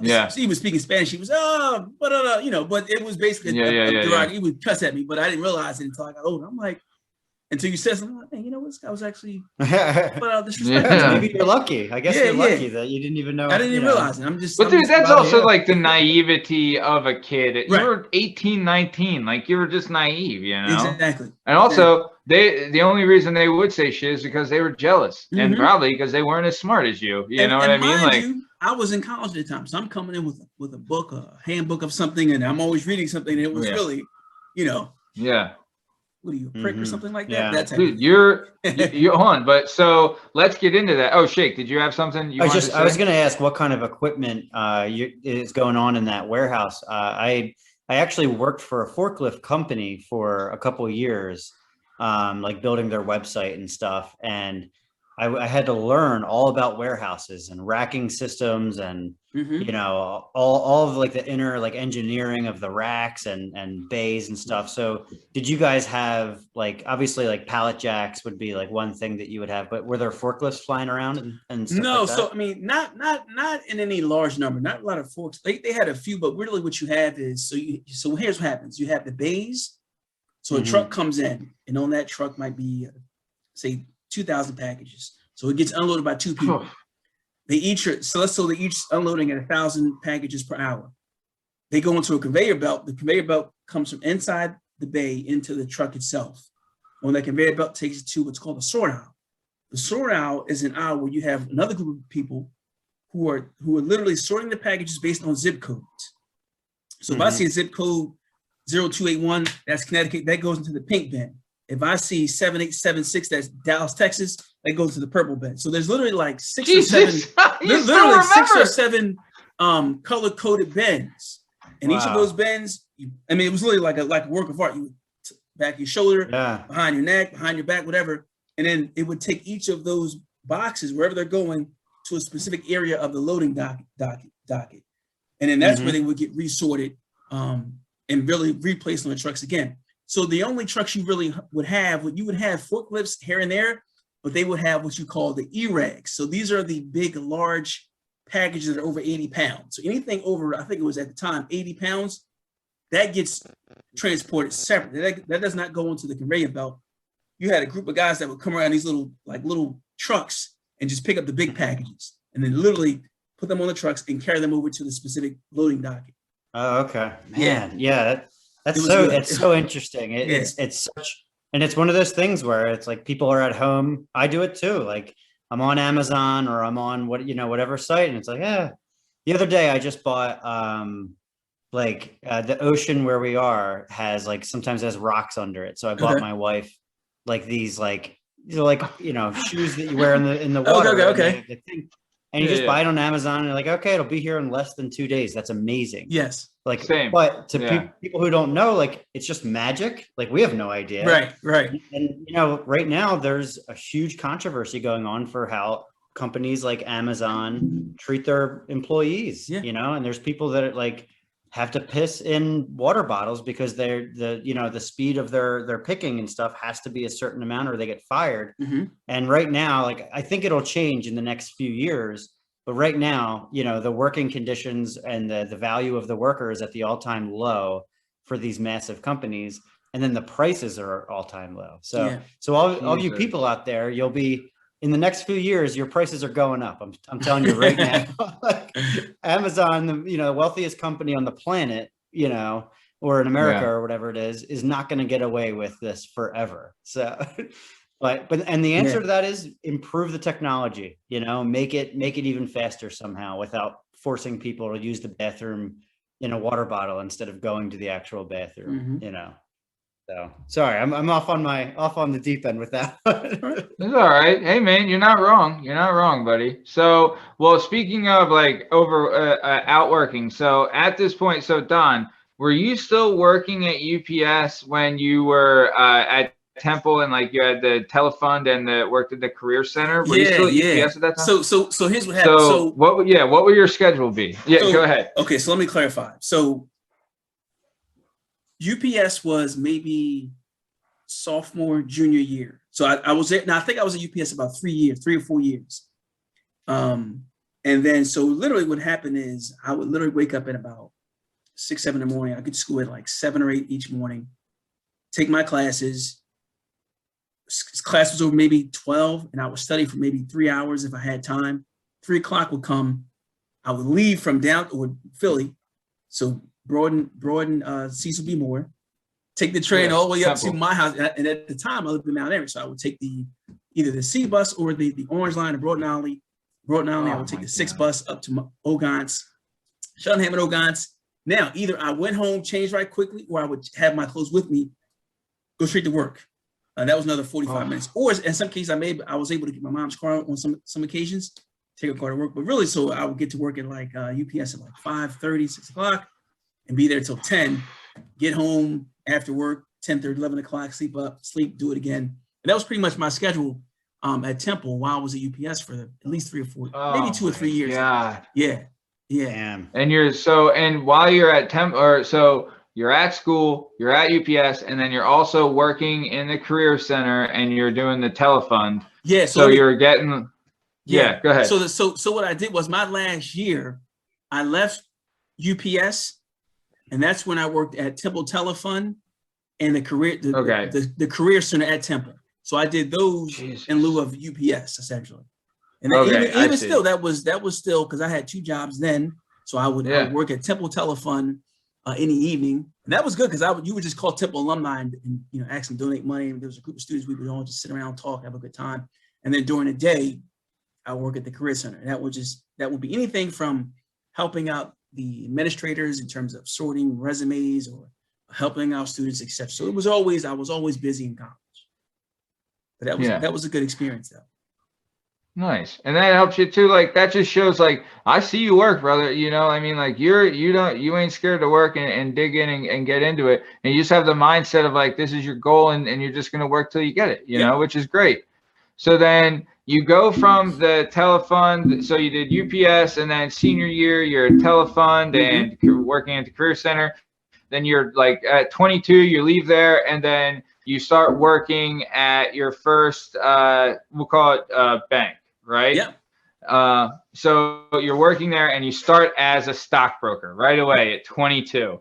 So we won't say the names of any of the banks. So just, we'll just say that you're there. So you start as a stockbroker. So when you're going in there, do you know like what you're providing to the customer, what the customer is looking for, and like what kind of service you're doing? So can you give us like an idea of what's going on? Yeah, so coming out of college, I got my first job as a basically a licensed stockbroker, right? Which means I had the Series 7 and life and health and the Series 66. So I was able to provide investment advice. So really, it was really just me going out, literally cold calling, networking, and trying to build a business from scratch. And that's really, really where it's a focus on getting clients to invest in either stocks, bonds, mutual funds, ETFs, or life insurance from scratch. So that was a really challenging job because literally my first year as a broker, how much did I made about 1,500 calls. Yeah, it was about 300 calls a day is literally what I would make. 300 calls a day, just literally dialing for dollars. 300 calls a day. Dude, you're just banging, you're banging out, man. Yep, literally calling. So I would make 300 calls a day, 1,500 per week. And that was literally for like the first 2.5 years, just trying to build a business. And it really was just either trying to get a client to either, again, buy a stock, a bond, mutual fund, or ETF, in exchange for a commission, obviously. And that was a good experience, though. That was a good experience. How out of the 300 in a day, what would you say the average, like you would get someone that would actually like buy something? Yeah, so literally it would be 300 calls a day. Out of those 300 calls, you would try to get at least 90 contacts. That's a 30% connection rate. Out of those 90, right, you would literally have, let me think here. Out of those 90, you might have 60 that would say, hey, listen, don't call me again, not interested. Then you would have 30 left that would be what you would call qualified. And qualified means you have $100,000 or more. So what I would do is I would say, hey, listen, my name is Don Lyons. I'm a broker over here at XYZ firm. How are you today? I'm good. Okay, great. I'm just calling to see if you're open to investment advice. If so, if you're open to any new ideas. Client would say, yes, I'm open. Okay, great. Or if they would say no, oh, you're not open to new investments or new ideas. Which one is it? Oh, I'm not open to new ideas. Okay, so you are an investor then. Yes, I am an investor. Okay, listen, no problem. Listen, I want to see my business card. If you're okay with that, I'm going to confirm your address is 1234 Main Street, XYZ Company. Yes. Media, Pennsylvania. Yes. 19063. Yes. Okay, great. Just out of curiosity, would you say your account is above 100,000 or over 100,000? Over 100. Okay, great. So now you're qualified. $100,000. Send you my card. Follow up in a week, right? So you would get 10 out of that. Then you may get one person that literally might do business. So it was like a numbers game. The more people you got in front of, oh my the more you had the opportunity to do business with people. Yeah. Numbers. So if you got 2 like people in a day, you're like, dude, I'm fucking rolling it. Yes. Yeah. Wow. Yeah. It was so, like, and you're just like, you're on the phone all day, just like, just like your telephone game must have been so sharp.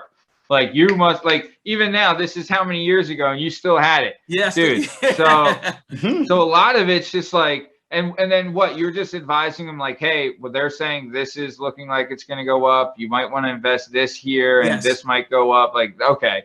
And like, so initially you're just trying to find out if they had $100,000 or more in the bank to even, so you're calling, like, you have no, like, obviously you have no access to anybody's bank accounts. You can't see what they have. So you have to call them and see like, oh, okay. So can you play the game? Oh, you have 100,000 more? You can play the game. So you would have 300 people. You would narrow it down to like 30 people that actually would qualify, right? And then out of the 30, you got 1 or 2 that are going to play the game. If 2 is like the best day. Yeah. Wow. It's a number. That's a tough it's a high contact dude. Sport.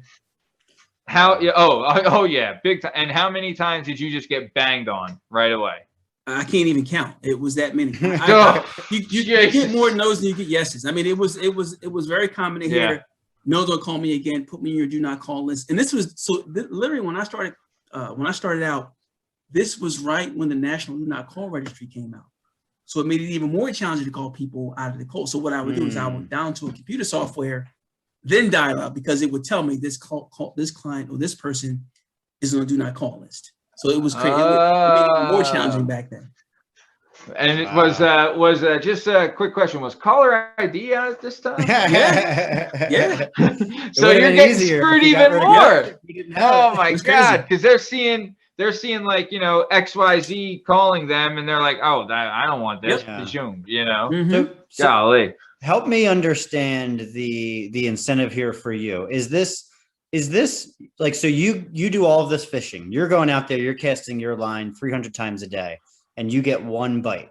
Is that person yours or are you feeding them into some kind of senior person that then provides the, or is it all you? Like if you get them to convert, then it's all your money. Like how does that work? Great question. So in this particular case, it was all me because I wasn't working under a senior broker, right? So now had I worked under a senior broker, then he or she would have gotten a portion of whatever I brought in. But in this particular case, it was all me.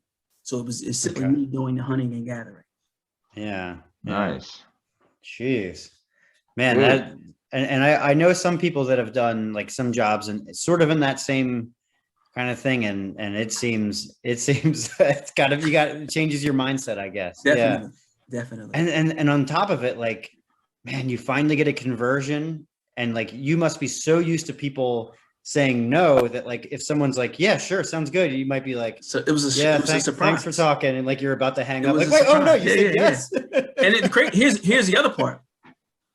During this time, so remember in the movie Wall Street, the first one, where was it Charlie Sheen? Charlie Sheen, yeah. He got upset because he said the guy DK'd me. Right, which means I don't know you. Remember that there was a scene where they had to bust a trade. So I actually had that happen to me in real life. So what happened is, I never forget this guy. His name was Kennedy. So I called him up and I say, hey, Mr. Kennedy, this is Don Lyons. I qualified him the same way I qualified every person. From what they have outside, right? So he said, listen, I'm only interested in municipal bonds, which are tax-free bonds issued by the local government. So Pennsylvania, local townships, school districts, et cetera, all issue bonds to be able to finance their operations or new projects. The benefit is that they're tax-free interest. So I called him one day, hey, Mr. Kennedy, I've got some Susquehanna bonds. They're paying 4% tax-free. Do you want them? He's like, how many you got? I check. I'm like, okay, I've got 35. He said, I'll take them all. 35 means 35,000. Okay, so I go out, open the account. He gives me a check, 35,000. I come back, place the order. In my mind, I get a commission, 2%, $700, right? So I'm like, this is a great day. The problem was I quoted him the wrong name. They were actually Susquehanna, not Susquehanna. He didn't like that. The other portion is there's a mechanism where if the bond has a coupon, which is the interest rate, stated rate of interest of, let's say, 4%. But then if they decline in value, then what's called the yield to maturity, which means if you hold the bond, here's how much you can expect to earn, that can increase. So what happened was he didn't understand the differences between those two. And so he said, listen, this is not what you told me. I want my money back. So I said, you know what? Well, you got to speak to my manager. I tried to stall him because I wanted him to wait. So between the time that he wanted his money back and the time that they actually busted the trade, the account dropped in value, $1,500. So what happened is, because I'm a broker, I had to eat half of that. So $1,500 came out of my pocket. What the firm did was they took half, $750, and I took half, $750. Came out of my check. So that's what happened back. It was crazy. It was crazy. And that's called being deep. Like that's DK. Yep. Don't know. Yep. And that was back then. This is going on 20 years ago. Yeah. Oh my God, dude. Crazy. And like, dude, $750 now ain't nothing to sneeze at. Back then, it's worth a lot more. Absolutely. Oh my God. God bless you. Jeez, Pete. So, dude, but that's why I freaking love doing this, because I had no idea any of that shit, and you just explained it so well, and it was so fucking cool. So, all right, so let's keep it going then. So you're still, so then that was when you're 22. So you're 24 now. You moved to another, we'll just say bank. Yep. And so you're there for like a year and a half. And you can still do some stockbroking stuff, like you still had your license, but you're more client service based. So can you kind of explain like what you're providing to the customer and what they're looking for when you're more client service based? So now here I make a move to a different firm, right? So this is a private bank. In their private bank, you had to have at least $25 million or more of assets to be able to even qualify. So you can't just be any regular person off the street. You have to have $25 million or more. So they're people. Shit. Yeah, it was crazy. They're people that if I named them, you would know who they are. They were like CEOs of large companies, entertainers, etc. So you would see. I mean, you would see stuff like let's suppose you're Matt Lavelle. You run UFC, right? I would know who your wife is, but I would see your account. You're sending money to like a famous model. Right, I would see stuff like that. So really, it was a lot you could see that. Or you would see like a CEO who's always traveling with his administrative assistant, like she's dropped dead gorgeous. So what you would see is, I would never do that because my wife would kill me. So what happens from a client service standpoint, it was really just banking, right? So very similar to how you have your checking accounts, savings accounts, etc. They have a full team that's responsible for that. So for example, you would call in as a client, you would have an overdraft in your account. I would see it already. So I would call you in the morning, hey, Matt, your account's overdrawn by $20,000. Looks like a check came in. How did you want to cover this? Okay, well, you've got $40 million in your brokerage account. We can just transfer over $20,000 to cover the overdraft. It was that type of thing. Or you would be traveling overseas. You would be going to, let's say, Europe tomorrow morning, and you need some euros. Okay, well, listen, where are you located? I'm in Greenwich, Connecticut. Okay, great. Here's what we can do. I can have 10,000 euros delivered to your house tomorrow morning before you leave for London. How's that work for you? Or a Great British pounds, that type of thing, or international. It was a lot of stuff like that. Or you would get like a lot of a high-end check verification. So one of the things that you would get was a lot of folks would call in from Tiffany's, Sotheby's, the auctioning house, and they would confirm, hey, listen, we got a client who's He's bidding on a product right now. He just confirmed the bid for $1.25 million. Can you confirm funds are available? What's the client's name? Yep, he's good. That type of thing. So it was very high-end type client service. It was good though. A very good experience. My Very good God, bro. Okay. Hold on. Let's talk. All right. So obviously no names disclosed, but these are people that have so much money that they've created jobs by paying people to manage their money. Yeah, absolutely. So like they're just spending stuff and like going here and like put it on the card. Oh, it's $100,000 overdrawn, and then they don't care because like, dude, they have like the Amex Black Card. You know, like they don't give a shit. Absolutely. Yeah. Like literally getting a credit. So you know how today you get a credit card, you got to fill in your information. Now it's instantaneous, right? But there's a limitation. You could be our client. He wants a credit card. Okay. 2 seconds. Okay. Oh yeah. Let me just get his info. We know he's a public figure. We can just take his information from off the web, shoot him a credit card, $100,000 credit card like that. Like it was literally like, it was $100,000 credit card was like just getting $1,000 credit card for us. Like it was that easy. Yeah, it was crazy. Crazy. And so, and this came, you had to sign an NDA to do this, right? Yes. Yeah. Okay. And like, that's something like would you ever, like, you could have been prosecuted, right? Had you like let anything slip, like they're taking your ass to court right away and they're putting you're in big trouble, right? If it became an issue, yeah, would, but normally they would just fire you before you do anything like that. But yeah, no, it was. I mean, it was literally, it was crazy amount of money you saw. I mean, it was to see a client with $100 million was like, okay, $100 million account. Let's bring up. I mean, it was very common. That's so wild. Commonplace. Dude, that's so unreal to me. I can't imagine that. You know, like, God, dude, that is crazy. And like, I mean, it is. You know, man, and was. Like how would you get paid off of that? Are you just getting like a salary? Straight salary and commission? Yep, no, straight salary and bonus. Because what they do, and so at a certain level of wealth, when you have that kind of wealth, you get a full team. So you get a portfolio manager, a relationship person, a person who actually is the customer service person, etc. So it was a full-fledged team approach essentially. But yeah, it was good though.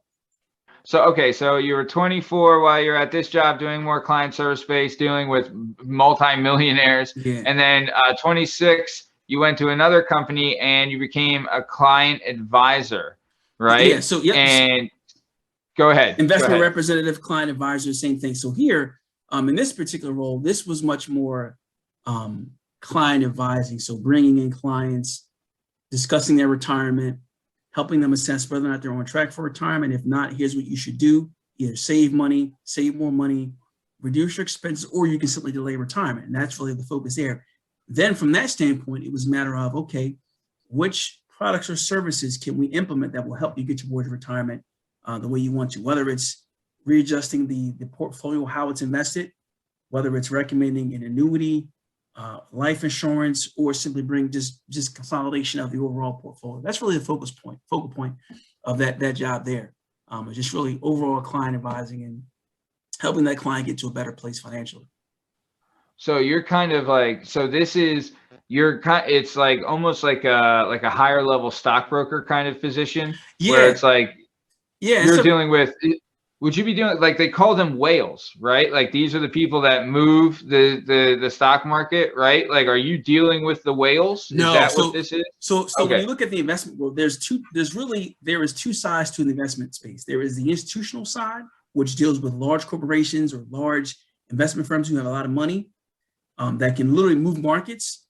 Then there's the retail side. The retail side is the individual investor side. The retail investor as a collective doesn't necessarily drive the markets the way the institutional clients will.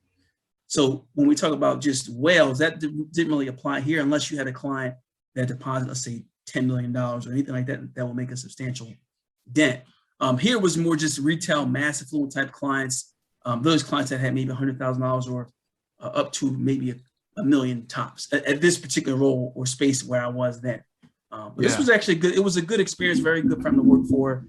And just good overall approach towards helping clients with regards to being able to either retire or just maintain success from a financial standpoint. Did you find yourself in like high pressure situations? Like, did you ever have days or weeks where you're thinking to yourself, like I may have just, evaporated this person's retirement savings? Like, I assume that's part of the job. Is that correct? So yes and no. So here's what happens. So nowadays, most firms don't just recommend one or two individual stocks, right? Most firms will recommend an entire portfolio of investments, right? To really protect the client, number one, but also to protect yourself as a firm. So if you came to me, I wouldn't say, hey, buy Tesla. No, it's going to be here's what you buy. You buy these 20 or 30 different investments so that you're well diversified, well maintained, and positioned for the long term, right?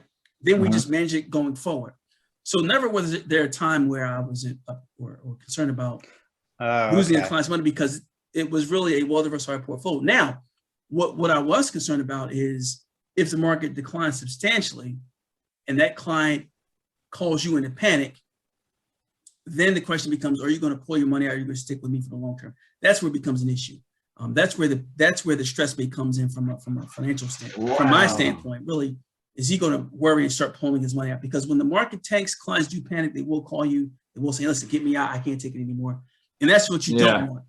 But there's not an issue of losing a client's money entirely.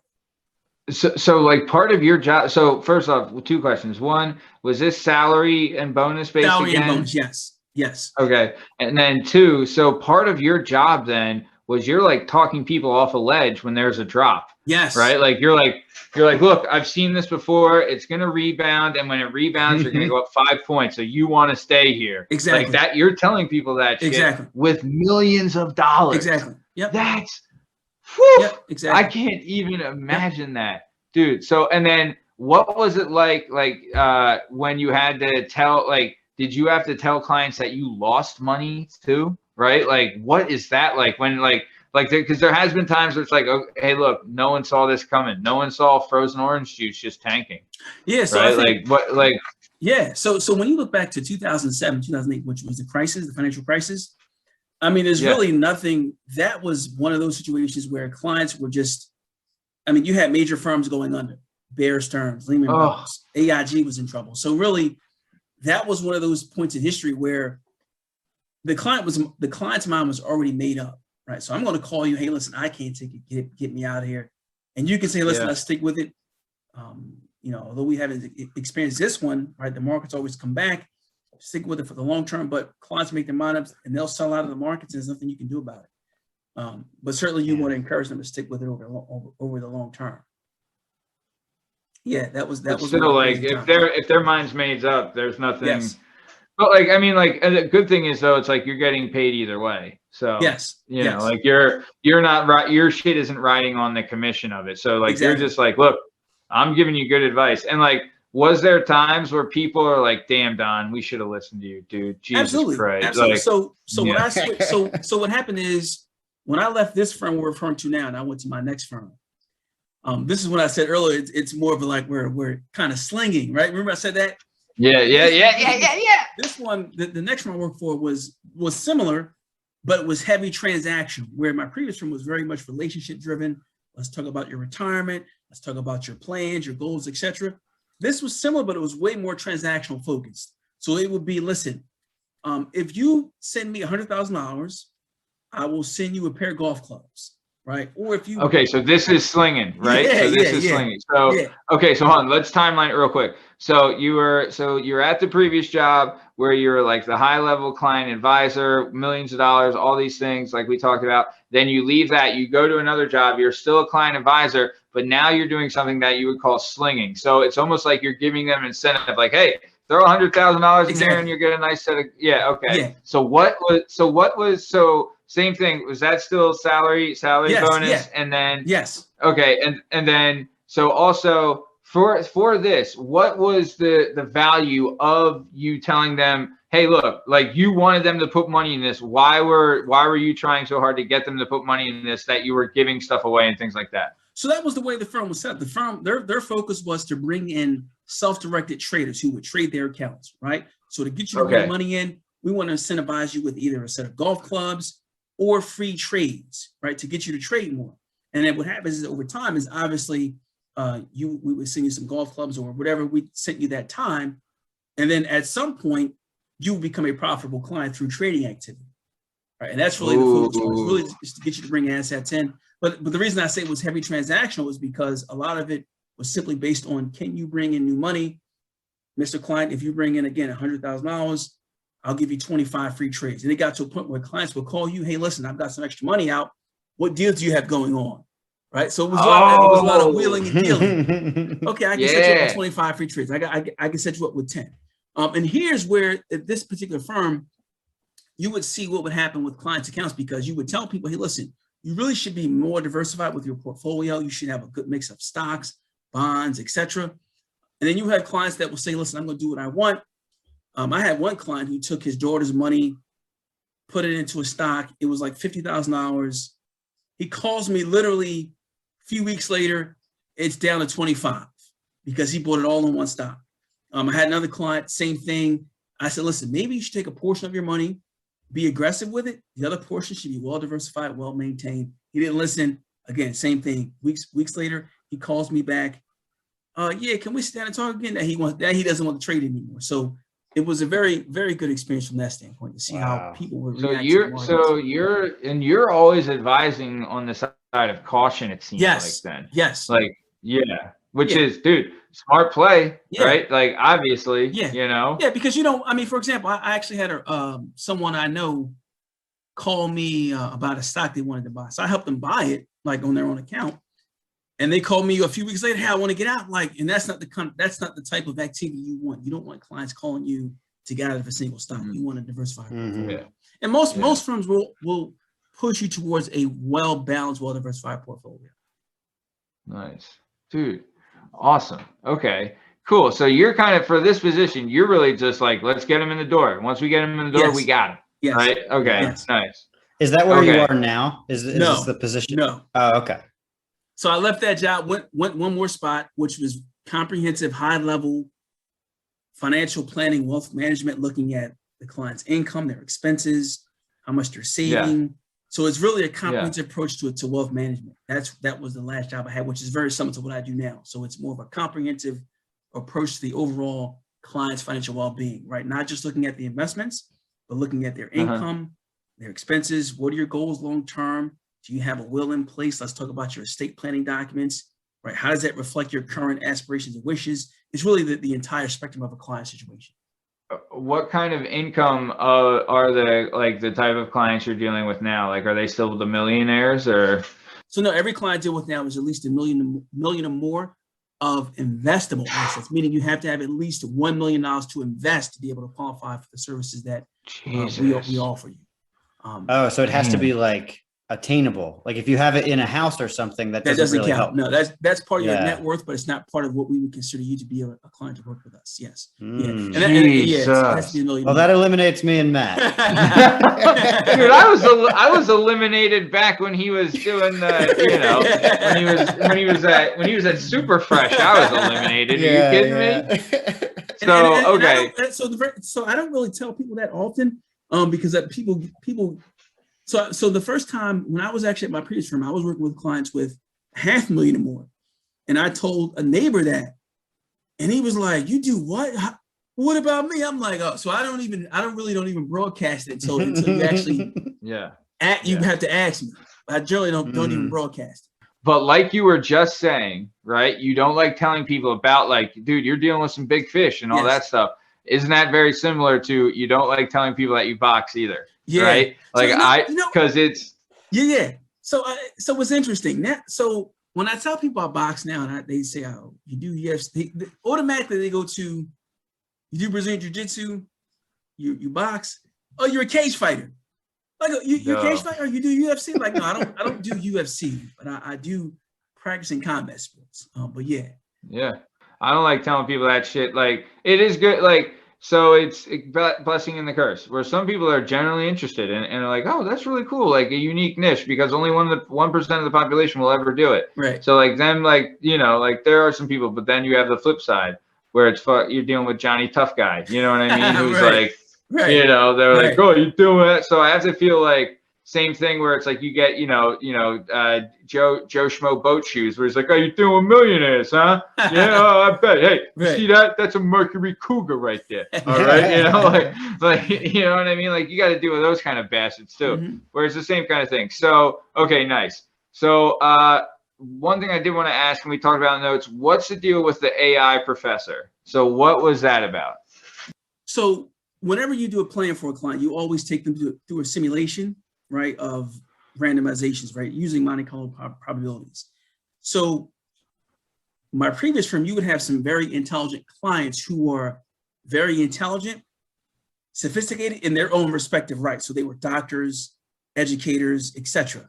Yeah. And so I literally had a client who is a MIT PhD in artificial intelligence, and he taught it at the top university in Pennsylvania, right? So that just gives you an idea of what's cool. University of Penn, right? So it was almost like, oh, Jesus, what is he going to come in here and say? So I ran the program for him, and he was literally like, oh my God, okay. So, I mean, he could tell me what the program is better than I can tell myself what the program is. So it was, interesting, but he wasn't like a jerk. He was actually a very nice client to have. Yeah. Nice. So you would get that. And he just kind of picked it up, right? Yes, immediately. He just like he gets it. When you're like, once you explained it to him, and like, to be fair, like I'm not going to say I have a complete understanding, but you explained it very well that I think me and Sheikh Kona kind of can grasp the general idea of it. So nice. So that's pretty good. So then, okay. So let's move on to, do you want to discuss like your current position? Is that okay? Like we won't say where it's at. Current role I currently have, which is basically dealing with high net worth clients. And again, very, very similar to my previous role where it's more of a comprehensive approach to understanding that client's goals, needs, and objectives. So again, it's really about the totality of that client's financial well-being, their income, expenses, how much they're spending, how much they're saving, are they on track to retire, right? Let's talk about once you do retire, what happens after retirement, i.e. when retirement ends, which is when you pass away. Do you have a will in place? What is your estate plan? How are you going to look out for your children? Let's talk about ways to do that. So it's really a comprehensive approach to that client situation, looking at everything. Yeah. So do people come to you with like, look, I want to be retired by 2027, and this is what I want when I retire. You need to help me set that up. Like, do they come to you with stuff like that? Yeah. Clients will say, listen, I want to retire in 5 years. I want to make sure I'm on track. Tell me what I need to do, or am I on track? And I can run an analysis for them. It's comprehensive, and I look at everything they're doing from an income, expense standpoint, savings, what they currently have invested, how they're invested, and I can say, hey, listen, 5 years from now is doable, or 5 years from now is not doable. Here's how we get you there. You either, again, reduce expenses, save more, you push out retirement, or you cut some things, or you reallocate how your portfolio is invested. Nice. Yeah. So you're kind of just like move it, like you're saying, like, look, you're in here now. Really think if you want to be retired in 5 years, move here, here, and here, because these are moving faster and the trajectory is higher. Exactly. Okay, I see. Wow, that's fascinating. So and that involves more risk, I would assume, right? Like It depends. So it depends. Yeah. So some clients are in a position. So just keep in mind though. So it's one thing, and this is the biggest thing. It's one thing to make it to retirement, right? Which for some people is going to be age 65, 67. But more importantly is really being able to make it throughout retirement, right? So retirement typically could last another 25, 30 years or more, right? So if you're planning for retirement, it's not just getting there, it's being able to stay there. And you want your assets to last really 20, 30 years or more. So you're not looking for the flash in the pan. You're looking for the shit that's going to be there 30 years. Exactly. Yeah. I see. Have you ever, go ahead, Sheikh. I have an in-law, not certainly not my family, but I have an in-law that did very well in Silicon Valley, like when it first hit, like back in the 80s, like one of those like original companies.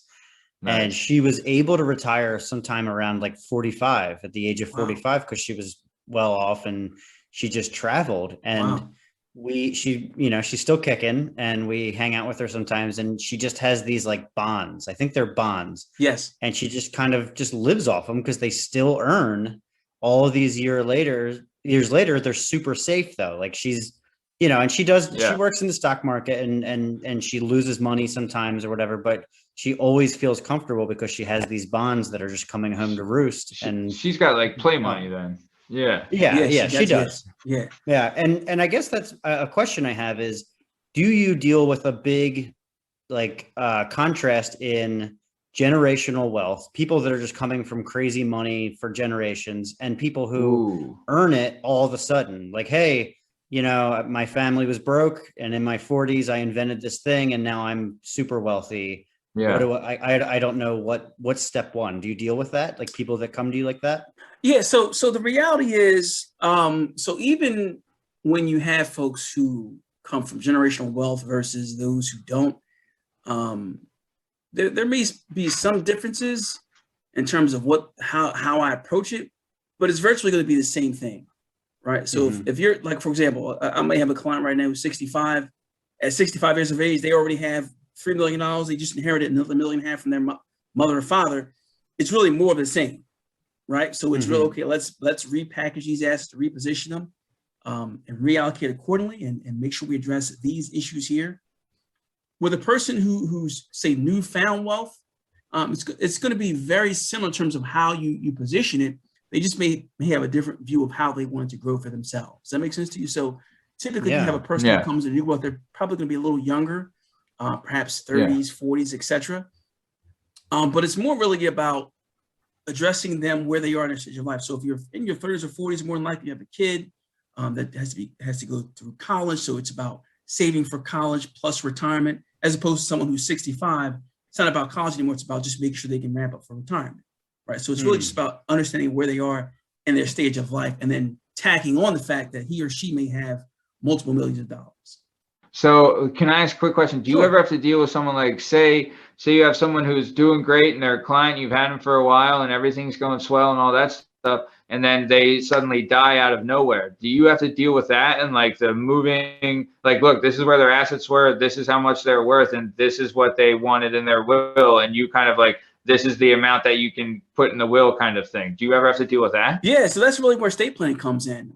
So literally it's about, so we look at estate planning as being critical because you've accumulated this wealth. So you want to make sure that when you die, that it passes on to the people you want it to pass on to. Now here's the interesting part. You would be surprised at the number of people who have $4 or $5 million who don't have a will in place. So it happens very often. So it's not, people think having a will. Jeez. It happens very commonly, believe it or not. Very common. I speak to clients. No shit. Yeah, it's a very common thing. And so if you don't have, is your advice to tell them like fucking get the will? Yeah, and I tell people, listen, you need to get a will. I don't say it like this, but it's always good to get it before it's too late, because folks will say, well, I'm very busy. I understand that, Mr. and Mrs. Klein, but what happens when too busy becomes too late, right? You want to make sure you have that all tightened up, but no.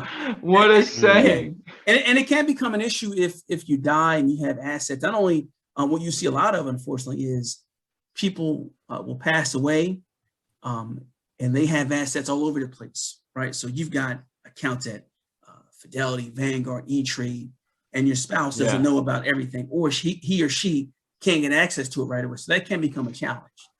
And I've seen a lot of stuff happen where does that money go? Does it what happens? Yeah, great question. So what happens is that how does the government get the money? If you die without a will, that's what's called intestate.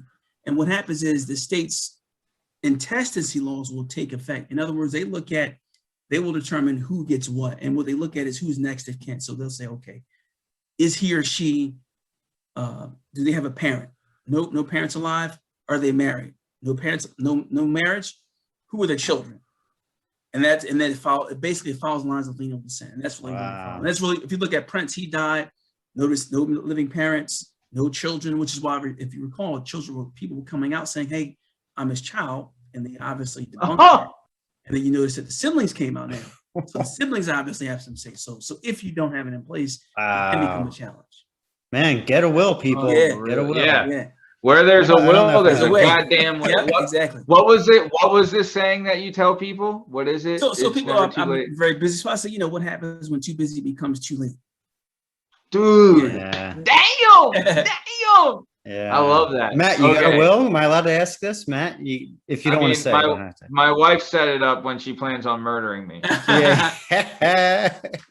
Whatever There's makes that. it easier for her. Right. Yeah. She does all that shit. So real quick. So Don, this has been, dude, honestly, this has been fucking fascinating. This is the shit, Shake. I think you agree. Totally. Right? Yeah. So yeah. I have one question, Sure. and I've been really kind of excited about this because I have no idea what it is, but you hear about it all the time. What is Bitcoin? Can you I kind knew of you were going to ask that. So when you think what's the deal?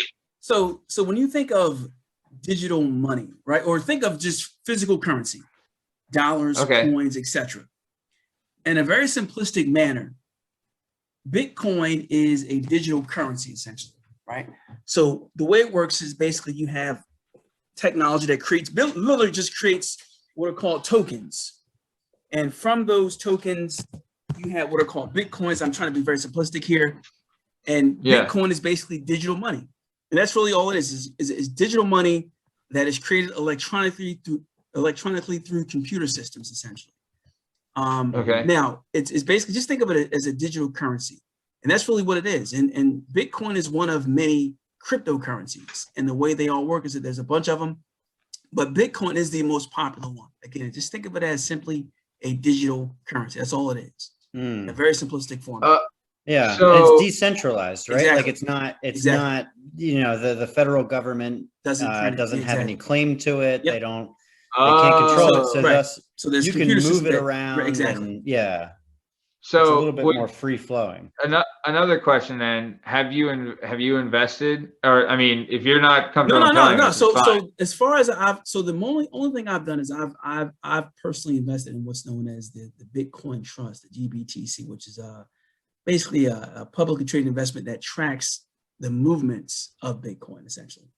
And that's what I've done. So you're kind of like hedging your bets. Like, look, you're kind of like, so say if it's roulette, you're not betting the numbers, but you're betting black or red. And if black or red hits, you're cleaning up. And the thing is, it's very popular, but Bitcoin is a very volatile investment. And so from the investment community, professional investors, we look at it as basically an alternative asset class, right? So not necessarily loading up on it, betting your entire fortune or nest egg, but maybe allocating 5, 10, 20% of your portfolio towards a Bitcoin or cryptocurrency like investment to provide diversification and risk reduction.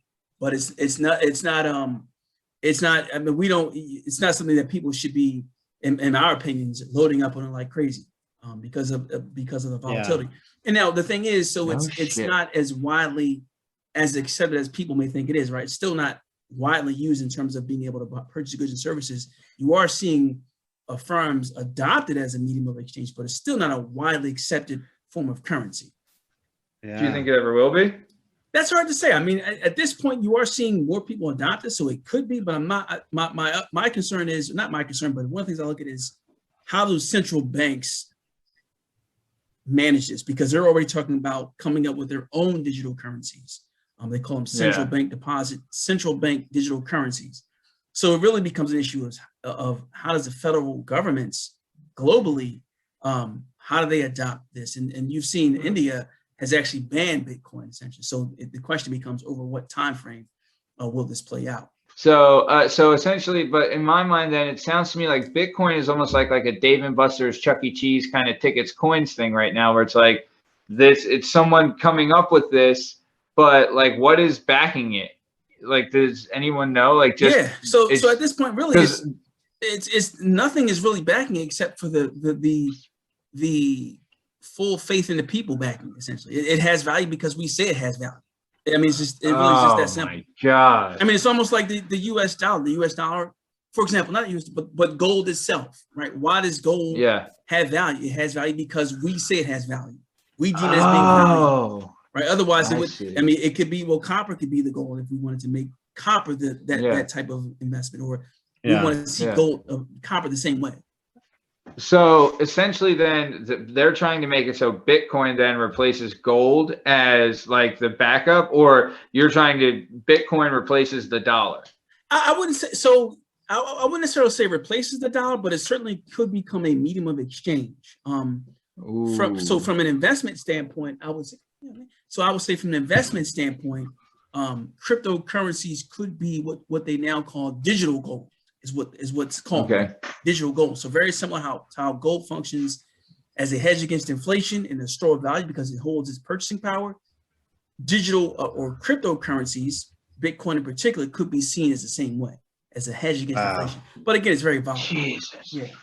Damn, dude. This is not because, like, honestly, like, I listen to other people talk about it, you know, like the fucking crypto kids out there fucking talking about this shit. And honestly, like, to me, I don't know, like, you know, I'm skeptical to begin with, right? Yes. Like, to me, this just seems like it just, like, that would mean for this really to work, it would mean everybody, like, it'd have to be the U.S. at first, but then globally would have to accept That's the point. Bitcoin. That's the point. Exactly. That's the point. I don't see it happening.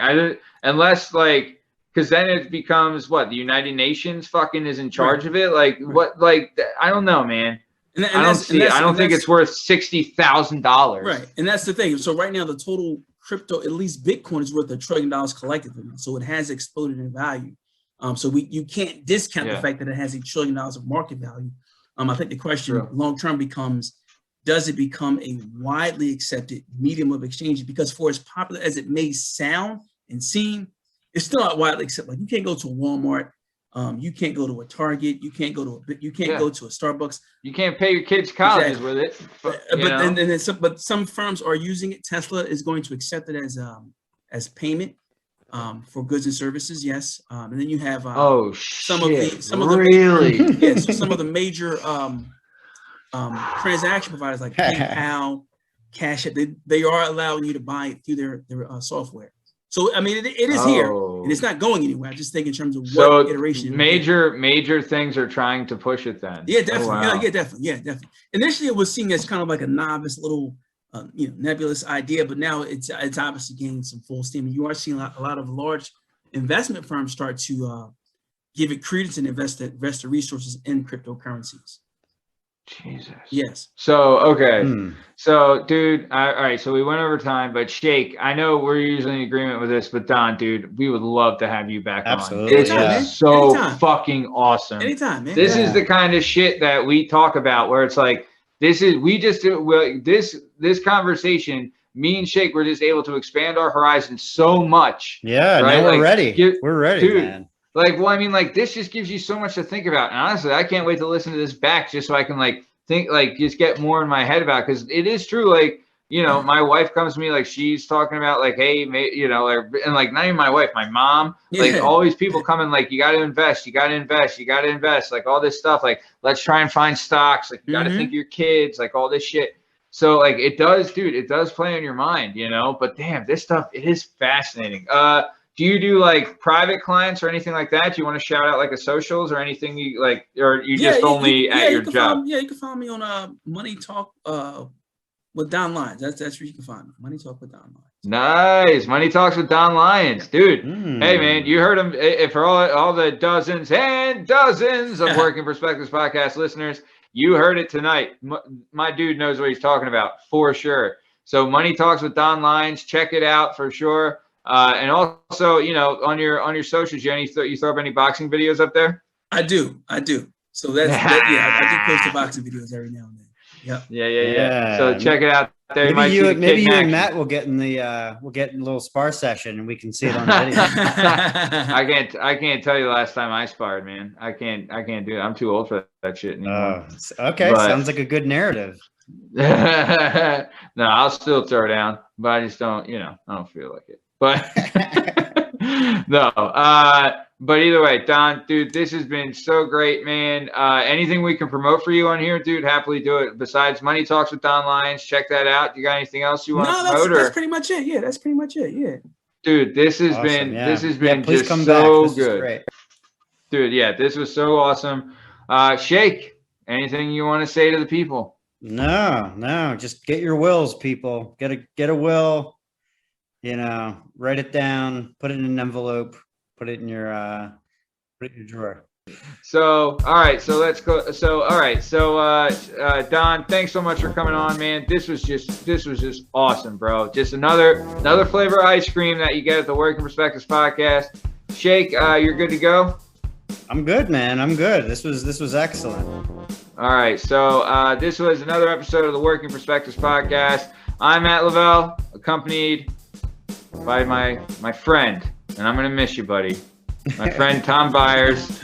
Our guest today was Don Lyons. You can find him at Money Talks with Don Lyons to get some info.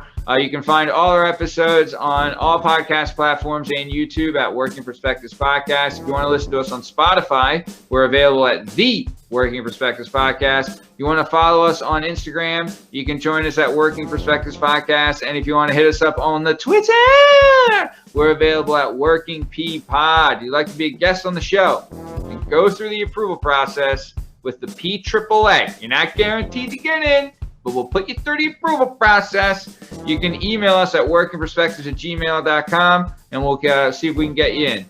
But other than that, this is the end of the show. Thanks a lot to Don Lyons. This was awesome. And, this is the end. Stick around for the ad read. All right. See you.